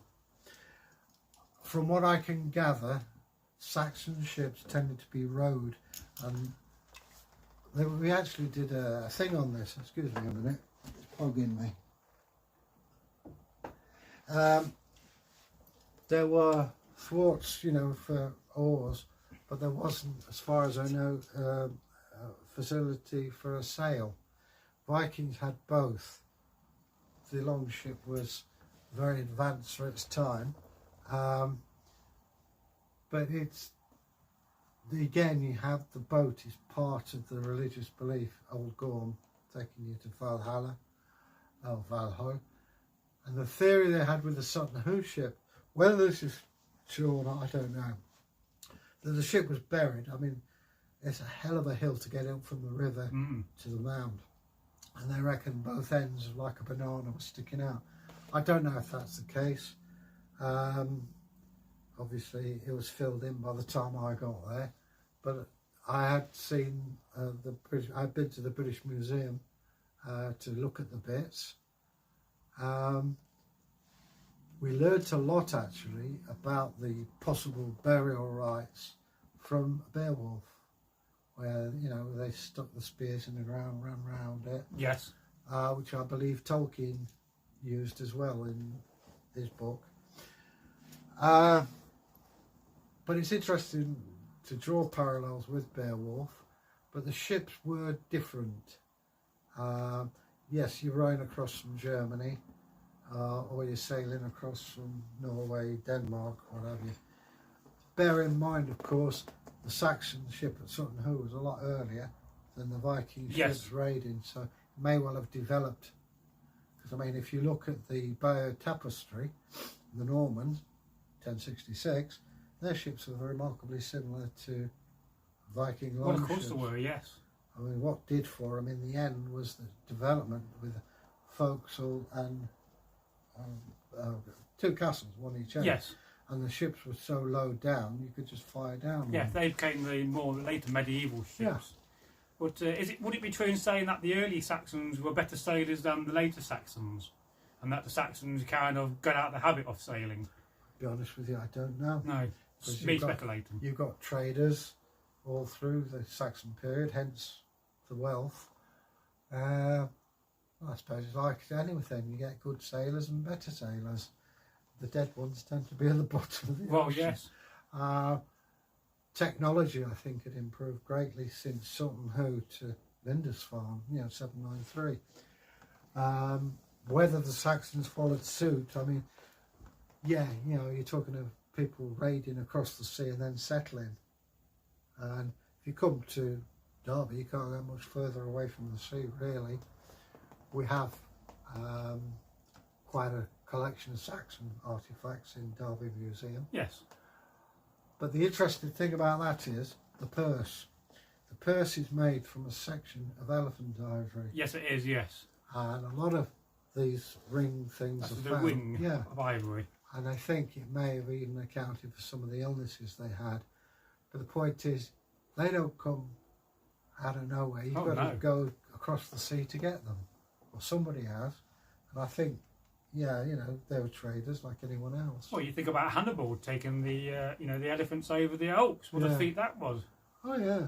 Well, they actually found dung residue on the wrist of Hannibal. Yes. But you imagine trying to feed them and guide them, boy. A lot of those elephants died as well. So, now, just going back to Sutton Hoo, was the ship actually made to be buried, or was it an actual ship that was sailed beforehand? A lot of ink has been spilt on that question, and the short answer is I don't know. Yes. I think it shows signs of being used. Whether it was like the Osterberg ship was a royal yacht sort of thing, a pleasure craft that was, coastal. It was about 90 feet long. So, it was a long ship. But I don't know. I think it's more likely to be a pleasure. And this is only my opinion, so, I think it is a pleasure yacht because the River Deben snakes are around. And if you actually are on the river looking up, you will see this mound with the mounds on it. It's also interesting to note that the site of Sutton Hoo is Saxon, but it's imposed on Iron Age. Yes. We got arrowheads from there, stone arrowheads. I found, I wished I kept it, piece of flint, and you piece it together and it forms a stone. I learnt about flints and how they break naturally and human interference. I had 2 carrier bags, and the great Abdul Majid, God bless him, a guy from Morocco, I was talking about flints and chippings, and I now know the difference. Thanks, Abdul. But another thing which disturbed me, to say the least, the site was used as a military training ground in World War II. One poor chap stuck his trowel through a 2-inch mortar shell, unexploded. Not a good idea. Well, the thing about cordite is it sweats nitroglycerin. And they were throwing these ordnance into the lavatory trench. And I said, somebody's going to sit down on that one day and they're going to suddenly wonder why their backsides come out of their head. Yes. There was cartridge cases and things like that, but it's nice when you look at it, you see levels. Now, you can do that if you go to Bakewell, St Peter's Church, go up outside and you will see the levels of ditches. It's like horizons, a series of horizons. And this is what happens at Sutton Hoo. Quite interesting. Do you want to explain what Bakewell is? Apart from the tart? Bakewell pudding, please. Bakewell is just outside the spa town of Matlock. It's famous for its Bakewell puddings, which Mr. Kipling makes now as Bakewell tarts, very different. It's easily called pies. Yeah, but it's a nice place. If you ever get to Derbyshire, it's up in the peaks. It's between sort of Matlock and Buxton, isn't it? Oh, yes. Buxton's a nice place as well. Oh, it's very nice. So we've got a few more comments got to catch up on here. So, Frangajar, home of strange UFO sightings, whilst a Sutton Hoo find was discovered because of one woman's alleged paranormal experience. Well, I'm about to mention that Sutton Hoo was found because of the fact that Mrs. Pitty saw some ghosts on some of the mounds. She may well have done, but the point is it was her who got Basil Brown. See, Basil Brown, he did some excavations. He wasn't a trained archaeologist, but his drawings are still used. But he got Cambridge, I'm squeaking now, he got Cambridge involved. There's a story, you know, the great gold belt buckle? Yes. It was near dinner time, so he stuck it in his pocket, not Basil Brown, but one of the archaeologists. Went down to the pub and they said, "Have you found anything?" The question you get used to is, "Oh no, nothing." And there he is with his priceless treasure in his pocket. Well, a part of your series on history of archaeology, I think you should do a sub-series just covering some of these most famous people as well. Well, I had mooted the idea because, I mean, Basil Brown, he was an amazing guy. He really was. You know, he was more than just an amateur with his pipe there doing that. And there are some amazing characters throughout, like I was talking to you about. Yes. I've forgotten his name now. But, you know, there's Flinders Petrie, which people probably have never heard of, but without him, you know, we talk about the Iron Age, we talk about Bronze Age. Yes. And he was the one who he had a massive collection of weaponry. And, Gordon Child, by the way, he sorted them out and categorised it so that it was easy to sort of get the details, you know, so you could periodise it, which in one way is bad and in one way is good. But the museum's still around. Gordon Child. Gordon Child was a singular person. He was a dyed-in-the-wool communist. He was an Australian guy who used to wear shorts and always a red tie. And he sorted out methodologies, practices that are used still today. When he reached about the age of 60, he decided that his usefulness was at an end and probably threw himself off a cliff in Australia. He then left behind his valediction to be opened 10 years after his death. And he talks about what are called varves, which are hillsides and deposits, and chronology using dendrochronology, tree rings. Yes. Which we still use today. Oh, valuable source. Yeah. So, I mean, and then there's my personal hero, who I could hear people at York going, "No," is Sir Mortimer Wheeler. And I respect him for two reasons. One, he created a method of excavation where people who are not skilled in excavation can operate. And two, he brought archaeology to the forefront of people. You may not agree with his theories, and it was you know, that's fair enough. But he made use about archaeology. Most people will know his name. And there was a fascinating programme about beautiful Alice Roberts, and she was saying how we perceived the Romans. And he had Mortimer Wheeler in 1960 talking about empire, all this and the other. And then you go over and the emphasis has changed. Well, archaeology is a political tool used by every generation. I mean, it wasn't so long back where the Vikings were looked on as mad barbarians who slaughtered. Now they're poets and traders. There's no different. I mean, they are what they are. Let's not also forget Professor Mary Beard. Yeah. She's fantastic. I love her. Oh yes. She's fantastic. I'm very lucky. We do have some very good programmes on the BBC. Yeah. On such things. Now I've got a couple of comments here. One from Karen, and she says, "Martin, no, the ships were similar, but Viking ships were more streamlined and faster, more versatile." And then Rangajar said, "Edward Lead Scullinen." Not heard of him. I may have done. I don't know. Edward Lead Scullinen. Well, the major difference here, you've got various types of Viking ship.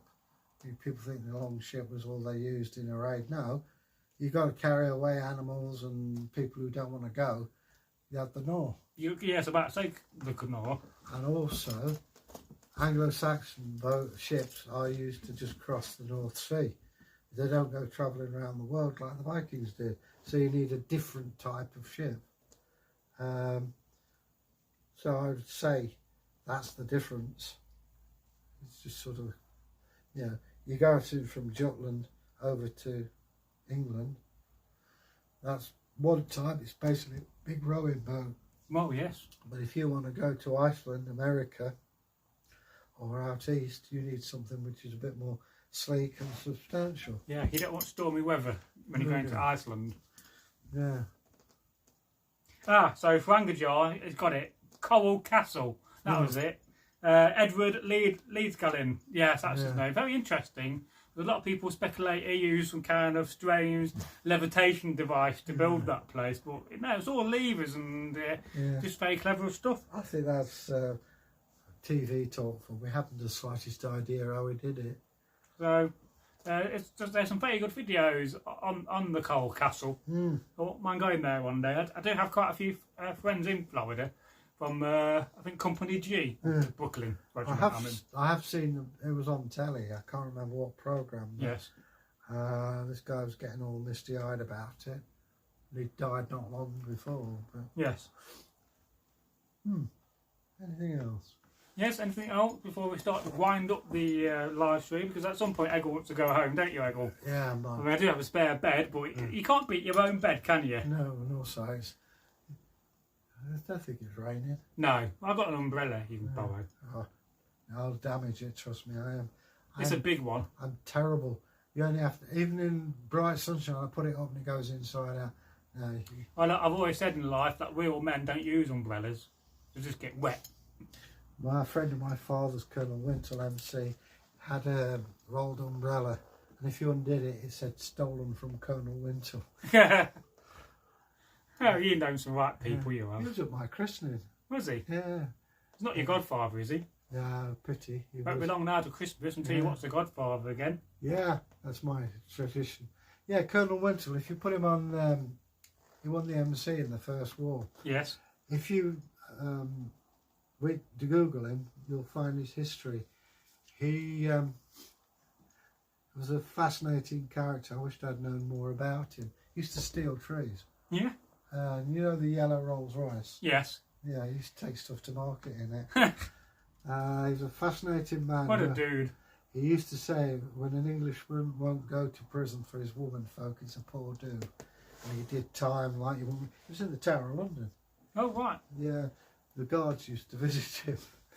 So, Frangajar, just talking about Coral Castle, he claimed that it was based around magnets. Of course, we may never know. I don't know. I'll be honest, it's probably nothing in that. Just we haven't thought of it. Yeah. We're so used to machines doing things. Of course so. Yeah. But who was it who said, give me a lever and I shall remove the world? Well, they demonstrated this with a 20-ton stone. Yeah. And they had 20 men with 20 poles. So each man in theory was lifting a ton weight. And then they could turn the stone over. Well, so, also there was. I do know that. Mike Parker Pearson did a programme about Stonehenge, and this American guy. Yes. And this other bloke had a theory. They found balls, stone balls, and he built a trackway of it should have been hardwood, and it's like ball bearings, and he rolled these stones. Yes. It moved, but unfortunately they didn't use hardwood. They used pine. I'm sorry, I keep moving my. when we stand up, I'll correct the seat for you. It's not that And I'm just thinking about the AC/DC song there. I've got big balls, and he's got big balls, but he's got the biggest balls of them all. So I've got backache as well. I can remember singing that about 3 o'clock in the morning at Westow, and we was all probably been drinking too much mead one day. It's funny how heavy metal music and Vikings go together. Yeah. Yeah. It's, yeah. So yeah, so I'm getting backache. It's Yes, it does get you. That's why I stand up a lot during these live the streams. reason I stand up. Yeah. I am not massaging your back. Too bloody right.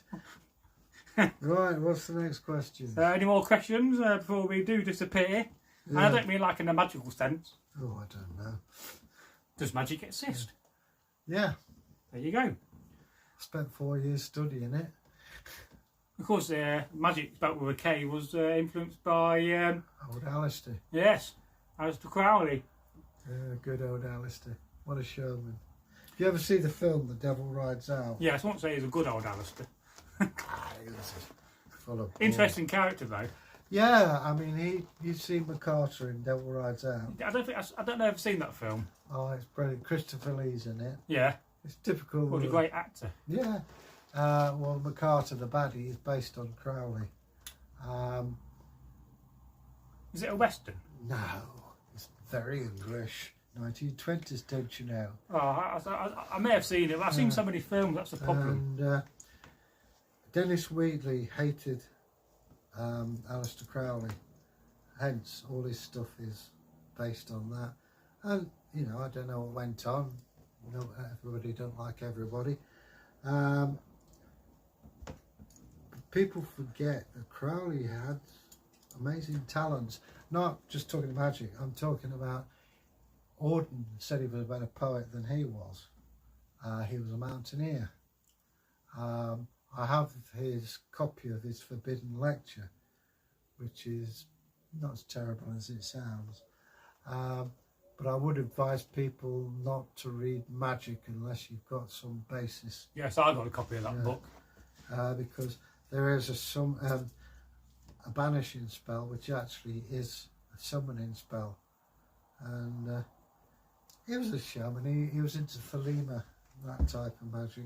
Fascinating character, but best left in peace. Yes, we do talk about some very random things in these live streams, which I find excellent, you know. They're never boring, are they? Well, he was a sad man towards the end because he was master of about 5 different things. He was the whiz kid of the occult, and he became a drug and alcoholic, and he lodged with this woman, and in the end, when he died, they went to the lavatory and the cistern was full of empty gin bottles. Oh, I can hear my dad moving. It is the sound of the cymbal frame, which always, to me, reminds me of a trumpet. All right. It does. I think that's going to be the future sound of ghosts. Won't be like in the old days. You always think ghosts, don't we, associated with chains. But in the future, it's going to be the sound of cymbal frames. I never hear anything. I've seen ghosts, but they all... So a comment here from Finn Ray for question. It says, "Do you guys like metal?" Yeah. Oh yeah.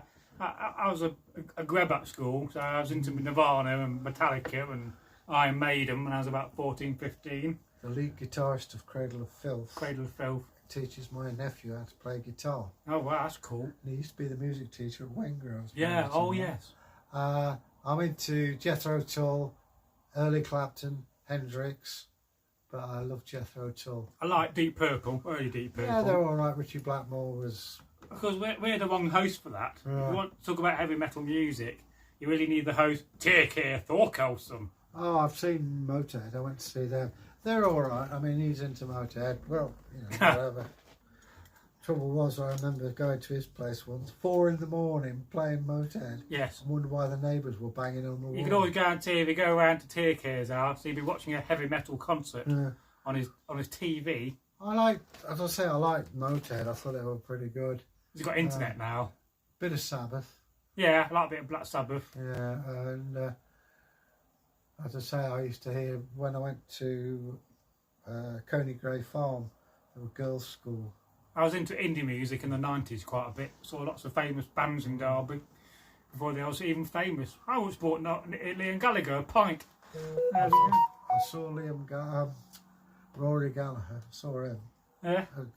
That's the first gig I went to with my sister. He was a good guitarist. I just thought his songs were rubbish. So we've got a comment here and a question from Finn Wraith, and they says, "Do you guys dress like that just for the videos, or is that how you look all the time? Not saying it's a bad thing. I am just curious." If you saw me in my civic kit, you wouldn't recognise me. No. I tie my hair back. I wear a tweed jacket and usually cord trousers. He looks like a real Bobby Dazzler. And I've got my waistcoat and watch and chain. Yeah, as a hint of what he looks like. Well, I can't wear wristwatches. I stop them. But yeah, I dress like that. You're a bit like the Derby version of Uri Geller. Well, I dress differently. I go through periods. If I'm going to a rock concert, I've got my hair down, black leather waistcoat and jeans and things. I'm going to go to Hugo Boss sales and buy a nice suit. Oh, I've got a Gibbs and Hawkes suit, which is my weddings, funerals, and. I'm still wearing my suit I bought when I was about 17 for a wedding. Still getting that. Marvellous. Well, here's the thing, you're on about dressing. Yes. Christmas Day is my day. Yes. I don't answer the phone, I don't send texts. You did last year. Yeah, I know. But I wear my dinner jacket. It does. I look like the Godfather because that's what I'm listening for. I bought that made to measure in 1986. Yes. 1986. 1 year I stood up to go to the cupboard to get something. My britches fell down. So I have to wear braces. Now, how many guys from 1986 can say they lost weight instead of putting it on? I don't think Turkey has put any weight or lost weight since then. Yeah, he's a bit thin, isn't he? He's always been thin. It's funny how when you come up, I always try to feed you, but the one person that needed feeding when Turkey used to film was Turkey. Yeah. And I never fed him. I feel really bad about that, really. Well, I'm sure if he was that hungry. I mean, if more people dressed as Vikings in the modern world, then I would wear it in public. But because of the fact that you go down Derby, you don't see many people, or you don't see anybody really dressed as Vikings. You might see me. I mean, people just don't turn an eye on me now. I've been wearing jeans and heavy metal t-shirts for years. I was known as Simon the Viking when I first moved in. People call me Andy the Viking. Yeah. I did a live stream the other day when I was trying not to give away my real name. And then during the live stream, I put my email down, which of course starts with Andy. And so I kind of gave it away. And they didn't know my name in real life. And they know how old I am now, 44 this year. I'm 44 this year? I think I am. Well, my joke is, I was, my great-grandmother was Jewish. Yes, shalom. My mother and her family were Catholic. Right. My grandpa was a Freemason, Knights Templar. I'm a pagan. Yes. All my ancestors are bishops and archbishops. And I'm named Simon Peter. They'll be turning in their grave. That's cruel. But, no, as I say, all I need is Islam and Buddha, and I've got the set. Because I think it was Peter the Hermit who joined the Crusades. Took a lot of children with him, and they all died on the way.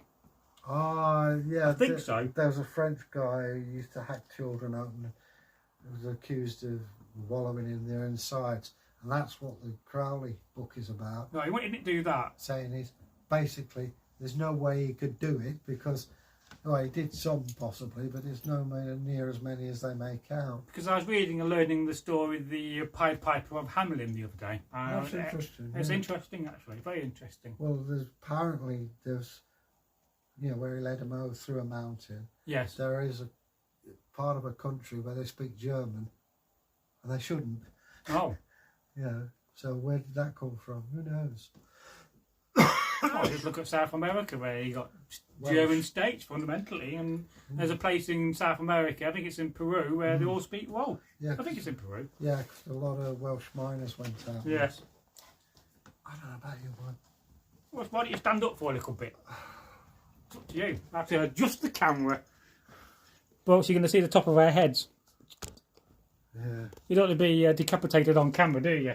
No. I mean, probably shouldn't say that. To be honest with you. Right, what's next? So, any more questions before we start thinking about winding up this live stream? And I will publish it in the next 24 hours. Yeah. And tomorrow you've got a vote tale come out when I figure out which one it is. And at some point we need to sit down and figure out the order of the Viking stories. We've got about 5 or 6 Viking stories to publish, but I just need to talk to Egil about getting them published in order rather than just doing randomly. That's me, the cute one. So, Finn Rafe says maybe you could try encouraging more people to dress up as Vikings. Next time there's some kind of a Viking holiday, we could try to spread the word to people to dress as Vikings. Have you heard about Derby having a Viking festival either this year or next year? Apparently we are. All right. I don't know who's organised. I think it's organised by the Viking Society, which are turned 50. They're 50 years old this year. All right. You know more than I do. Congratulations. Mind you, the way things are, you probably cancel it. Yes, well, I think a lot of reenactment has been cancelled this year. Certainly, I was going to try to get back into it if I get my car going. But we'll see. Maybe I'll get my car going and get a new one and give my old car to get Egil. You heard it first on here. I might be that general. I need to get an MOT and whatnot and calculate if it's worth spending the money. As Toad horses. Poop, poop. And then you have to figure out if you could afford to keep it. Oh, I could have slog it. No, I'm not having it then. Okay. Frangajar said we should create a movement for everyday Vikings. There's always a hashtag Viking Pride, and don't forget Viking Lives Matter. Now, yes. Now then, there is a thing called pagan pride. Is that for gay pride? No, it's just pagans that are prideful of the fact that they're pagans. Oh, right. There's another thing. There's a hashtag quite popular on Instagram called Viking Pride. I don't think it is associated with that. Let me know if it is. Because I tell you what, there is a great gay pride in Derby. Yes, I do. Yes. And it's fun. Every time I wanted to go, I've been either having to go to work or I've got someone else on. But they've got fun fair there, wheels, and Do you remember that guy down at the Deventio bookshop? Ian. Got you worried. Yes, it was a lovely man he was. I've not heard from him for a long time. Well, he said to me, he says, "Well, watch this. I love winding him up. They're more Viking boys like you." Oh, shit. He was treated very badly, I thought. Yes, I thought so too. But that was an amazing book sold as well. Yes, I always thought it quite ironic. He was a massive collector of Victorian erotica. Yeah, porn we call it. Yeah, well. Frangajar says, like the Amish, and that's in the same sense of talking about creating a movement for everyday Vikings. Yeah. And I certainly think, the Viking way of life is very popular these days, certainly with paganism on the rise. Well, I did it because I enjoyed doing it, but some people really take it to the nth degree, don't they? Well, some people do. Yeah. And Each to their own. Yeah, I suppose. I mean, I enjoy doing this. I'm a bit long in the tooth. I'm not that too long in the tooth for fighting, but I used to enjoy it because it got me away because I was on the dole for a change. Yes. It got me away from local, and I travelled around and I met some really nice people. Well, hopefully in the future we'll have some younger chaps like Iric, who's on about moving to Derby when he's married, and we're on about filming him on the channel, and then you can do the narration to the combat. Well, also it's things like doing the Jorvik thing. You've got the stalls there. I mean, this is where my shoes came from. Yes. But I mean, there was little trinkets and things like that. It's very difficult for me to travel being a carer, and I'm literally stuck at home all the time. But we're all travelling in the future and go to sort of venues. It's even harder when you ain't got any vehicle at all. Well, yes. It's 100 miles north. Well, it's a bloody long way to walk to York, isn't it? Yeah. Well, feasibly you could do it in 5 days, but... Rangajar says, have you ever been to Wolin? Wolin. No. I'm sorry, I'm tired. Oh, we'll put you to bed in a bit. That sounds good. No, I haven't. I've not been out of this country since. It could be in this country, don't know. Well, I've been to Ireland. Oh, Ireland's a lovely country. Southern Ireland. I went there to film. We were doing a thing for Largs. If you look at it, I'm 150 years old. Is that the museum? Yeah. Yes. But went to Ardmore Studios. Great fun, I enjoyed it. Yeah, I did a battle in a place called Armagh, which is just south of Dublin. And literally there was a little park, and the park had about 40 bins and 40 benches, and we was using them as cover. And then there was a road on a railway track, and literally the train stopped to watch the battle. Yeah. Now, only in Ireland would you get that, would you? Well, what made me smile was fish and chips in Southern Ireland. Yes. And there was this little tiny, this bloke was getting more and more wound up. And I said, look, the more you complain, the longer it's going to take. And she wrapped the chips up, then wrapped the fish up, then wrapped the fish and chips up. And it's marvellous fish and chips, and I wanted an ice cream. So I went to the blacksmith's, of course. Oh, well, that makes sense. And then the pub, and there was a supermarket, and Yes. they literally punched a hole through the wall. And there's this woman with a shopping basket and a glass of Guinness. And I thought, that's a civilised country. Lovely country. And Perhaps we'll do a tour of Ireland with a fridge. well, The film, that is. the beaches of Connemara are beautiful. It's like the nearest I've seen are pictures of Jamaica, you know, where you got white sand, and they got these massive lumps of marble. Yes. And it was beautiful weather. I really enjoyed it. But they wound Kim Sidon up. And who's Kim Sidon for the Kim people that don't know? Sidon, he's dead now, bless him. Used to run Regia Anglorum. And he was a pretty nervous guy when it came to sailing. And he was going, you're a fool, we're doing this. Are you drunk? He says, sure, no. I'm not a drunk. I'm just an infomaniac for my beer. And, Yes, and rest in peace to Kim Sidon. yeah. He wrote some very good books on Anglo-Saxon weapons. I got one of them. He also knew a lot about motorbikes. He used to run Albion motorbikes. Only English ones. Ah, yes. Norton. Well, this is a surprise, you know, because he got Triumph. Well, Triumph is a German firm. Oh, right. Did not know that. There's 2 factories. There's one in Germany and one in England. And who owns Rolex? I've no idea. It's an English company. Oh, right. Everybody thinks it's Swiss. Mm. Apparently there's one in the house. I'm trying to find it. Good luck to you. Was it a pocket watch or wristwatch? Wristwatch. Well, Used to my dad's. you want to find the box and the guarantee. Rolex Oyster. No idea that they even had one. I got one that says Hong Kong on it. I don't think that's a real one. A Rolodex. Yeah. So if you have any more questions before we start thinking about winding up this live stream, as it's nearly time to go. Yeah, my back's aching, so's Yes. my body. You probably don't want to know that, Yes, well, but mine do. indeed. Right, that's the problem when you sit down a lot on these live streams. I mean, we are sitting on a war chest. Not the most comfortable thing, you know. Yeah. I mean, why can't Vikings invent settees? Or lazy boys. Yeah. Perhaps Hammocks. they did. Oh, hammocks, yeah. Makes you think how old are hammocks? Well, yeah. I mean, it's funny. Do you ever watch the series about restoration? Which one's that? The repair Down- shop? Yeah, the repair. Yes. Yeah. And they had this called the falling leaf chair Oh, that right. hangs from the ceiling. Oh. But it's all right, but they got this old lady in it. I thought, how are you going to get her out of that? But, yeah, Well, some strange furniture was invented in the 1960s. strange times, mate. So Finn Wave says, what time is it there? It's just turned 7 o'clock at night. Holy To Egil's horror. yeah, I've been here since. Oh, I had a crew cut when I turned Hey, you're up. earning your money today. Yeah, I had a crew cut when I turned up. I had short hair before COVID-19. Yeah, I was just leaving school. Yes, he was completely shaven, weren't you, earlier? Yeah. And you'd grown a moustache on camera. Woof, woof. Yeah, that's another video you could do. How to manage a moustache. Yeah, well, I mean, some attained great tashes. Got much bigger since I last saw you. Yeah. Well, a boy's got to have a hobby. Yes. I don't feel old enough for a beard or a moustache. You I will. thought about growing one and I could do a tribute to you.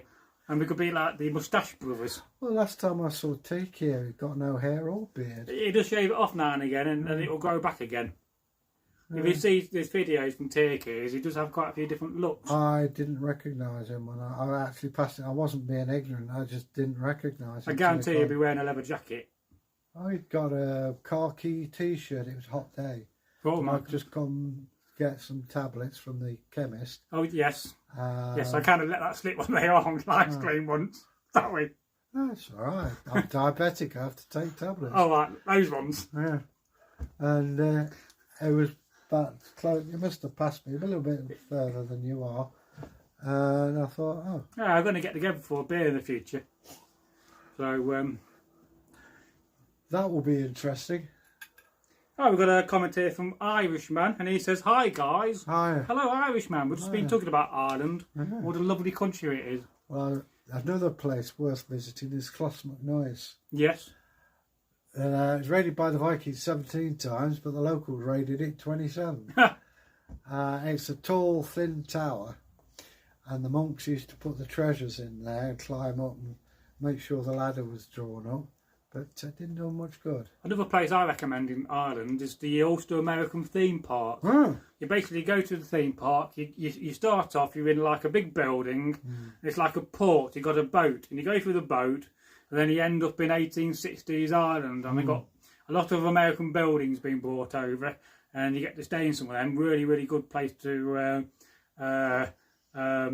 go. I got blown up once, but with a dwarf. As you do. As you do. So yeah, oh yeah, that's the story from the other day. That is. That's a car. That is. I have to say, lovely place. When I was in Dublin, I'm at the Ardmore Studios. We were filming there, and I had the most beautiful. It was a baguette. Yes. Butter. Yeah. And a soft boiled egg. 3 of them. Yes. It's where they filmed Sagas. Oh right. And the fish and meat, excellent. Oh, lovely. But I have to be honest, I like Guinness, but I didn't like theirs because they say it's made with Liffey water, and it was too metallic. Whether it was bad or not, I don't know. The last cider you had was a Swedish cider, Ooh. and they called it dead body water because where they make it, the water goes through a medieval graveyard. Yum, yum, yum. So you've just been having a drink of dead body. Yeah. Perhaps I learnt that from Penila, or Professor. And if you're watching this later on, Penila, how are you? And how's your cow Daisy? That was the lady who asked after me, wasn't it? Yeah, she always asks about you. Okay, darling.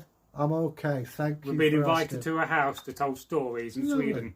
Oh, Sweden. Yeah. She's Norwegian, but lives in Sweden. Norwegian. Got a farmstead. I've been told that I've had Norwegians think I was Norwegian because of my eyes. Because they're a bit blue. So Frangajar says, my facial hair is to show solidarity with Egil. Good lad. Oh, yes. Yeah. Well done. And a commentary from Irishman. We used to go to, what was that place you just mentioned? Closs McNoise on school trips when I was a kid. I don't think I've been there. That's where they've got really good copies of the Book of Kells. They're repros, but cost you a lot of money, but they are impressive. They're actually done on vellum. But it's quite interesting to see the influence of Hiberno-Norse art, you know, in the jewellery, especially the Irish. The thing I couldn't get over in Ireland was you're driving along the motorway and a cow walks across the road. It's just odd. Yes, there's a movie called Around Ireland with a fridge, when a man made a bet that he couldn't carry a fridge and hitchhike all the way across Ireland around it, and he did it. Very good film, that. I found the Irish to be very, very friendly, yes. So long as you're not up your nose, you know. Yeah. You can understand that. And if you're in a hurry, don't go. Well, they love me over there because I could sing. Yeah. Well, also, I mean, they make the Mexicans seem dynamic and running around, you know, frenetically. The last time I went to Ireland, I woke up the next day, I was half in the sea and half on the beach. Quite legless. When we're off camera, I'll tell you something the Irish told me. It was hilarious. Oh, right. But we'd get pulled off otherwise. So, do you have any more questions? Well, we do go. As we are going to wind up in a minute. Yeah. But we'd just like to say, you know, thank you for watching the content and thank you for being a friend and a fan of the channel. And if you're not subscribed, at the moment, I think 74% of people that watch our channel are not subscribed. So make sure you do go and click on the old subscription bar and tell your friends, you know, about the channel. More importantly, I will say the message again. If you're depressed, upset or suffering, tell somebody. Yes. Don't suffer in silence. If you're being abused, tell people. And I mean that. I'll tell you off if you don't. Well, I think that's a good way to end the live stream. Mental well-being and mental awareness is very important in the modern society. Respect especially for your fellow humans. Because of what we've been going through in the world with the COVID-19 crisis. I mean, I never thought I'd live through a pandemic. Did you? No. You know? to me, plagues are things that happened in the medieval time. I mean, I've basically been stuck in the house for months and gone out, what, 2 or 3 times? Well, this is the first long journey I've done in 4 months. Yes. And we've not filmed since, what, was it February last filmed? So, luckily, we're quite organised in the sense that we all got content in hand. I've still got 75 videos to edit, you know. So, we've still got videos, a lot of them are folk tales. We still need more. Yes, but we're going to film some more historical content just in case we do get a second wave. And then we're prepared again, and I'll continue to go out and film in the garden and do more live streams on my own. Oh, God. And I hope to be able to do stuff with you. Well, yes. So until the next time you see us again, I think it's time to say goodbye. Just make sure we've got no more comments. So I'm just going to leave a comment here. And look, you can actually go down here, look, Egil, and in theory, when it works, you can actually leave a comment. But it doesn't always work. Woof, woof. So it's not working at the moment. So stay groovy. It is a goodbye from me, and I'll actually figured out now how to end the live stream and not keep the camera going afterwards. All right. Goodbye from me. Stay safe. And wise words from a wise man. Very nice meeting you, Egil. Okay, and you. First time we met. Goodbye, folks. And stay groovy.